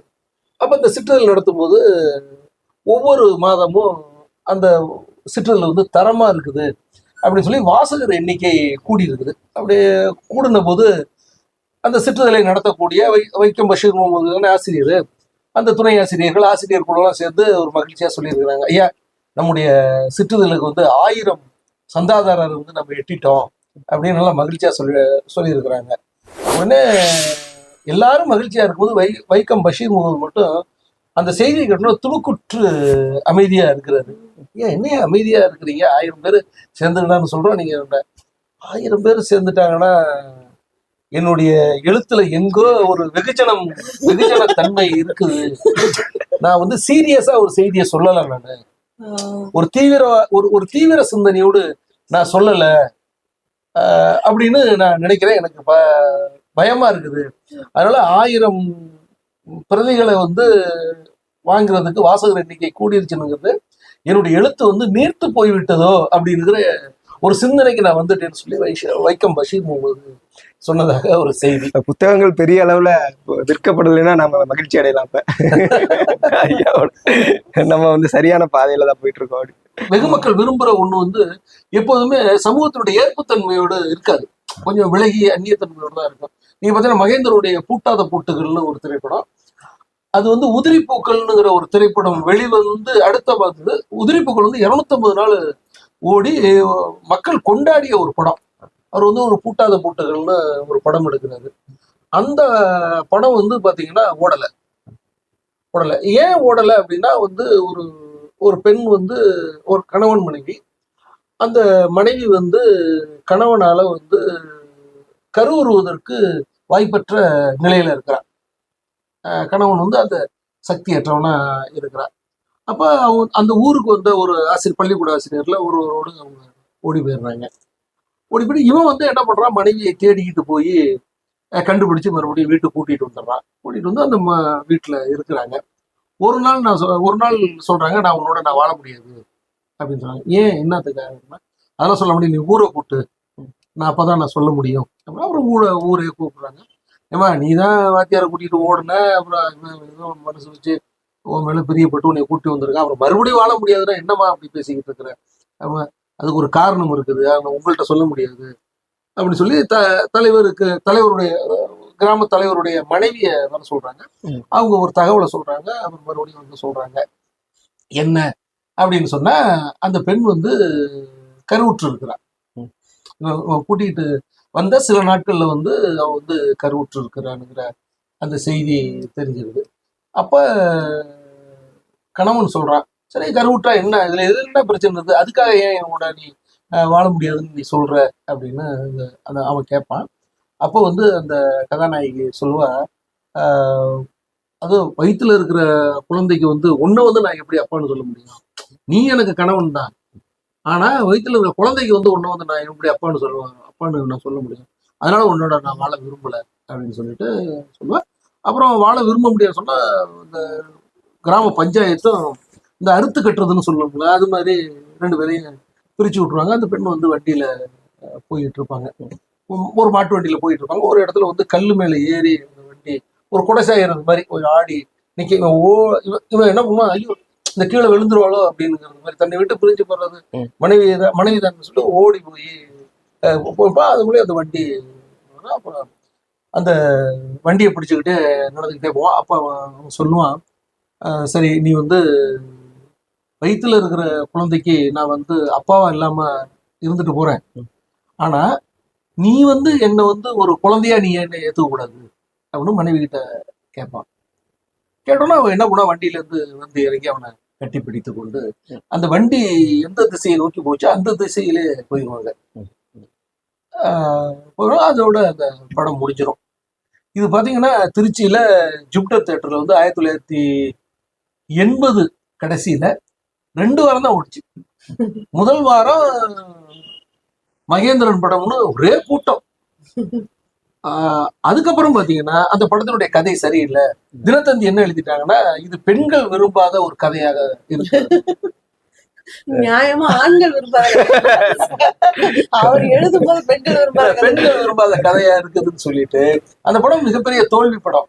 ஆனால் தமிழ் திரைப்பட வரலாற்றுல பாத்தீங்கன்னு சொன்னா, சிறந்த 10 படங்கள் அப்படின்னு யார் வந்து ஒரு பட்டியல் போட்டாலும் முதல் படமாக போடாத புட்டுகள் தான் இருக்கும். ஒரு 80களுக்கு பின்னாடி இருக்குது. அப்ப என்னன்னா, இதைத்தான் நான் வந்து சிறந்த உதாரணம். வெகுஜன இலக்கியம் தீவிர இலக்கியத்துக்கு நான் அப்பதான் புரிஞ்சுக்கிட்டேன். நான் வந்து அந்த படத்தை வந்து 14வது நாள் நான் பாக்குறேன். நான் ஒரு வியாழக்கிழமை, அடுத்த நாள் வேற படம். அப்ப அடுத்த நாள் விடிஞ்சா மதியம் வந்து எனக்கு வந்து கெமிஸ்ட்ரி பரீட்சை. கெமிஸ்ட்ரி ஏற்கனவே நான் தோல்வி அடைஞ்சிருக்கேன் கெமிஸ்ட்ரியில. அப்ப என்னடா பண்றது அப்படின்னு சொன்னா, அப்ப நான் வந்து தினத்தந்தியில அந்த கதையை படிக்கிறேன். ஏன்னா நமக்கு தொடர்பு, நம்ம பெரியாரிய சிந்தனைக்கு தொடர்புடைய ஒரு கதையா இருக்குது, எப்படி இருந்தாலும் போய் பார்த்துருன்னு சொல்லிட்டு சொன்னா, நான் வரையணையில இருந்தேன். எங்க அக்கா கிட்ட ஒரு பொய் சொல்லிட்டு நான் இப்படி இன்னொரு பையனோட சேர்ந்து அந்த கெமிஸ்ட்ரி ஈக்குவேஷன்லாம் படிக்கணும். நான் potassium permanganate, manganese di oxide இதெல்லாம் போட்டா இப்படி ஈக்குவேஷன்லாம் இருக்குதுக்கா, நான் போய் படிக்கணுங்கன்னு சொல்லிட்டு செகண்ட் ஷோ சினிமா பார்த்துட்டு 2 மணிக்கு வந்துட்டு மறுபடியும் தூக்கிட்டு அடுத்த நாள் மதியம் அந்த பரீட்சையை நான் எழுதினேன். அப்ப என்னன்னா, தினத்தந்தியில எழுதின விமர்சனம் தான் வந்து இது வந்து ஒரு தீவிர இலக்கிய வகையை சார்ந்ததுன்னு நான் புரிஞ்சுக்கிட்டு அந்த படத்தை போய் பார்த்தேன். அப்ப எனக்கு வயது வந்து 20. அப்ப அதே நேரத்துல வந்து அந்த காலகட்டத்துக்கு முன்னே பின்னே வந்து சகலாகலாவல்லன்னு ஒரு படம் வெளிவந்தது. அதை வந்து எல்லா நண்பர்களுமே போய் பார்த்தாங்க. அப்புறம் நண்பர்கள்லாம் ஒரு என்னடா எல்லாரும் 10 முறை பார்த்தேன் 12 முறை பார்த்தவங்களாம் சொன்னவங்களாம் காசு கூட்டி நீங்க வந்து கூட்டிட்டு போனாங்க. அதே போல ராஜா தியேட்டர்ல வந்து வசந்த மாளிகைன்னு ஒரு திரைப்படம். அந்த அந்த கதையை படிச்சுட்டே நான் அந்த படத்தை போய் பார்க்க போல. ஒரு பெரிய பணக்காரன், அந்த வீட்டுக்கு வந்து ஒரு பொண்ணு வேலை செய்யுது, அழகா இருக்குது. உடனே அந்த முதலாளியோட மகனா இருக்கிற வந்து அந்த பொண்ணை விரும்புறான். அந்த பொண்ணு மறுத்தோடனே ஏற்கனவே சாராயம் குடிச்சுட்டு இருக்க, மறுபடியும் சாராயம் குடிக்கிறான். இது என்னடா கதை அப்படின்னு சொல்லிட்டு இந்த வெகுஜன இலக்கியத்துக்குள்ளார நான் எப்போதுமே உள்ளுக்குள்ளார போக மாட்டேன்.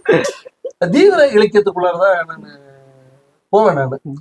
அப்பதான் எனக்கு வந்து வைக்கம் பஷீர் முகமது இவங்கெல்லாம் வந்து எனக்குள்ளார வர்றாங்க. அப்புறம் எஸ் ராமகிருஷ்ணன் இவங்கெல்லாம் வராங்க. அது மாதிரி ஒரு இலக்கியம் என்பது ஒரு உண்மையான, இன்னும் சொல்லணும்னா சமூகத்துக்கு பயன்படக்கூடிய இலக்கிய வகையாக நான் பார்க்கறதுக்கு தீவிர இலக்கியங்கள் தான் பார்க்கிறேன். வெகுஜன இலக்கியங்கள் வந்து எப்போதுமே ஒரு நீர்த்து போன ஒரு ஒரு தன்மையோட இருக்கும் அப்படிங்கிறது என்னுடைய கருத்து. உங்களுடைய கருத்தை சொல்லலாம், நம்ம நிறைவு செய்யலாம். இல்ல இந்த நீங்க சொன்ன அந்த திரைப்படத்துல நான் இப்பதான் முதல் தடவை அந்த படத்தை கேள்விப்படுறேன். பேரை கூட நான் இப்பதான் பூட்டாத பூட்டுகள்.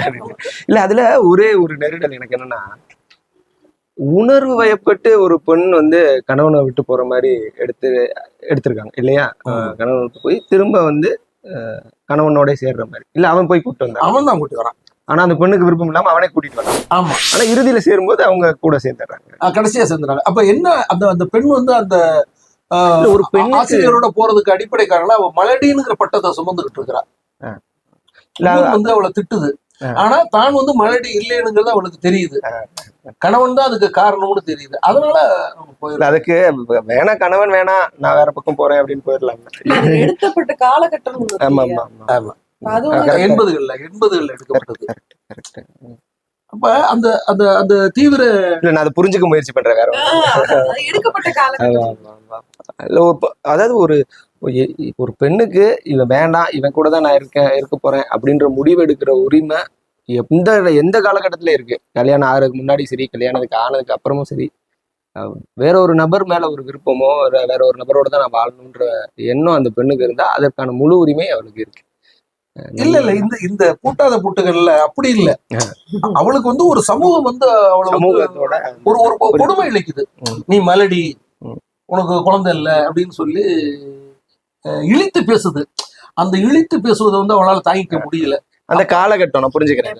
நம்ம கண்ணகி கதையில எடுத்துக்கிட்டோம்னா, மாதவி அத சிலப்பதிகாரத்துல காட்டும் போது எல்லாரும் வந்து கார்காலம் முடிஞ்சு அந்த கணவர் வராருன்னு சந்தோஷமா இருக்காங்க. ஆனா கண்ணகி வந்து இங்க அழுகையும் கம்பளையுமா இருக்கா. ஆனா கண்ணகி வந்த உடனே வாங்கினோடனே கிளம்பி போயாச்சு. இல்ல எந்த எதிர்ப்பும் சொல்லலையே. நம்ம அதைத்தானே இன்னொரு காலகட்டம். கண்ணகி சிலை வந்து நடுரோட்ல நிறுத்தினாலும் சரி, எங்க நிறுத்தினாலும் சரி தூக்கிடுவோம்ல. சீதையை தானே கொண்டாடுறோம். அதுதானே நீங்க அந்த சமூகத்துல இருக்கிற பெண்கள் தானே இருக்கும். இப்ப அதுல ஒரு 1980கள் காலகட்டத்துல எல்லாம் வந்து இன்னுமே அந்த நிலை இருக்கு. இல்ல அது இன்னும் ரொம்ப மோசம். பெண்கள் வந்து பெண் குழந்தைகளை கொல்ற காலகட்டம் இதெல்லாம். அந்த காலகட்டத்துல வந்து ஒருத்தர் வந்து பெண்ணுக்கு சுதந்திரம் இருந்ததா காமிச்சிருக்காரு. அந்த படம் ஓடல. கூடுதல் தகவல் என்னன்னா, அந்த படத்துல வந்து கமலஹாசன், ரஜினிகாந்த், விஜயகுமார், ஜெய்சங்கர், அப்புறம் ரவிச்சந்திரன் தான் நினைக்கிறேன். இப்படி ஒரு நட்சத்திர அந்தஸ்து உள்ளவங்களும் நடிக்க முடியாதுன்னு சொல்லிட்டாங்க. நட்சத்திர அந்தஸ்தை இழந்து நட்சத்திரமா இருக்கிறவங்களும் நடிக்க முடியாதுன்னு சொல்லிட்டாங்க. அதனால அந்த படத்தினுடைய கதாநாயகனாக நடித்தவரான அஜய் வின்சென்ட்னு ஒரு மலையாள நடிகர் தான் வந்து நடிச்சாரு அந்த படத்துக்கு. எல்லாரும் நடிக்க மறுத்துட்டாங்க. இதுல நம்ம பார்க்க வேண்டியது, ஒரு படைப்பாளனா மகேந்திரன் வந்து தன்னுடைய வாழ்க்கையினுடைய இருக்கலாம், அவருக்கு 1000 கேள்விகள் இருந்திருக்கலாம். ஆனா நீங்க இவர் ஐயா சொல்ற மாதிரி முக்கியமான ஆளெல்லாம் நடிக்கல. ஆனா எந்த சமரசமும் தன்னை படுத்திக்காம அந்த படைப்பை கொண்டு வரணும்னு இந்த மாதிரி நேர்மையான அந்த படைப்பிற்காக தன்னை அர்ப்பணிக்கிறவங்க இருக்காங்க இல்லையா, அவர்களால மட்டும்தான் இந்த சமூகம் இன்னைக்கு உயிர்த்திருக்கு, அடுத்த கட்ட வளர்ச்சியை நோக்கி. நிச்சயமா. ஆனா இந்த சமூகம் அதை தன்னை தகவமைச்சுக்கணும். அதுதான் அதை நோக்கி தன்னை இந்த மாதிரியான செயல்பாடுகள் தான் இருக்கும். நீங்க சில சிந்தனைகள்லாம் எப்படின்னா, இந்த பழமொழி சொல்லுவாங்க, தென்னைய வச்சவன் தின்னுட்டு சாவான், பனைய வச்சவன் பார்த்துட்டு சாவான்னு. சிலர் எடுக்கிற முன்னெடுப்புகள்லாம் தென்னை மரம் மாதிரி அவங்க ஆமா. காலகட்டத்திலேயே அது அவங்களுக்கு பலன் தரும். அவங்க பலன் தந்ததை பார்க்கணும். இப்ப பெரியார் நிறைய விஷயம் பேசினாரு, ஆனா அவர் சொன்ன எல்லாத்தையும் அவரோட காலகட்டத்துல அவர் பார்த்தாராங்கிறது இல்லை. இப்போ அது மாதிரிதான் சில சில முன்னெடுப்புகள் பாத்தீங்கன்னா அந்த காலகட்டத்துல அவங்களால அதை அறுவடை பண்ண முடியாது, இல்ல அதை அவங்களால பார்க்க முடியாது. இன்னமும் அதாவது பெரியாரை விமர்சிக்கிற மாதிரி வேற யாரையும் இந்த உலகத்துல யாரும் விமர்சிச்சிருக்காங்களான்னு எனக்கு தெரியல. ஒரு ஆன்மாவை கதற அளவுக்கு விமர்சிக்கிறாங்க. ஆனா அவரோட குறிக்கோள் அவர் சரியா இருந்தாரு. அதுதான் ஒரு முன்னெடுப்பு. இன்னைக்கு நம்ம எல்லாம் உட்காந்து பேசுறதுக்கு காரணம் அவர். இல்ல, நீங்க 2 பேரும் உட்கார்ந்துருக்கீங்க, நான் இங்க உட்கார்ந்து பெரியார் தான் இருக்காரு. ஆமா ஆமா நிச்சயமா நிச்சயமா. அதை விட ரொம்ப முக்கியம் வந்து அஜய் அவர் தானா, அவருடைய அஜயன் பாலாவுடைய புத்தகத்துல வந்து அந்த பெரியார் பத்தின புத்தகத்துல எனக்கு இன்னமும் பெரியார்னு யார் சொன்னாலும் அந்த வரி மட்டும் அப்படியே நிற்கும்.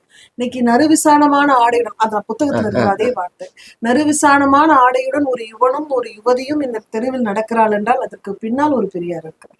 இது உண்மைதான். ஏன்னா இன்னைக்கு இருக்கிற என் பாப்பாவுக்குலாம் அது தெரிய போறது வாய்ப்பு கிடையாது. ஏன்னா பாய் ஃப்ரெண்ட்ஸ் பாய்ஸ்மா நான் போனேம்மான்றா, ஆனா அவளுக்கு தெரியாது. எனக்குமே தெரியுமான்னு எனக்கு தெரியாது.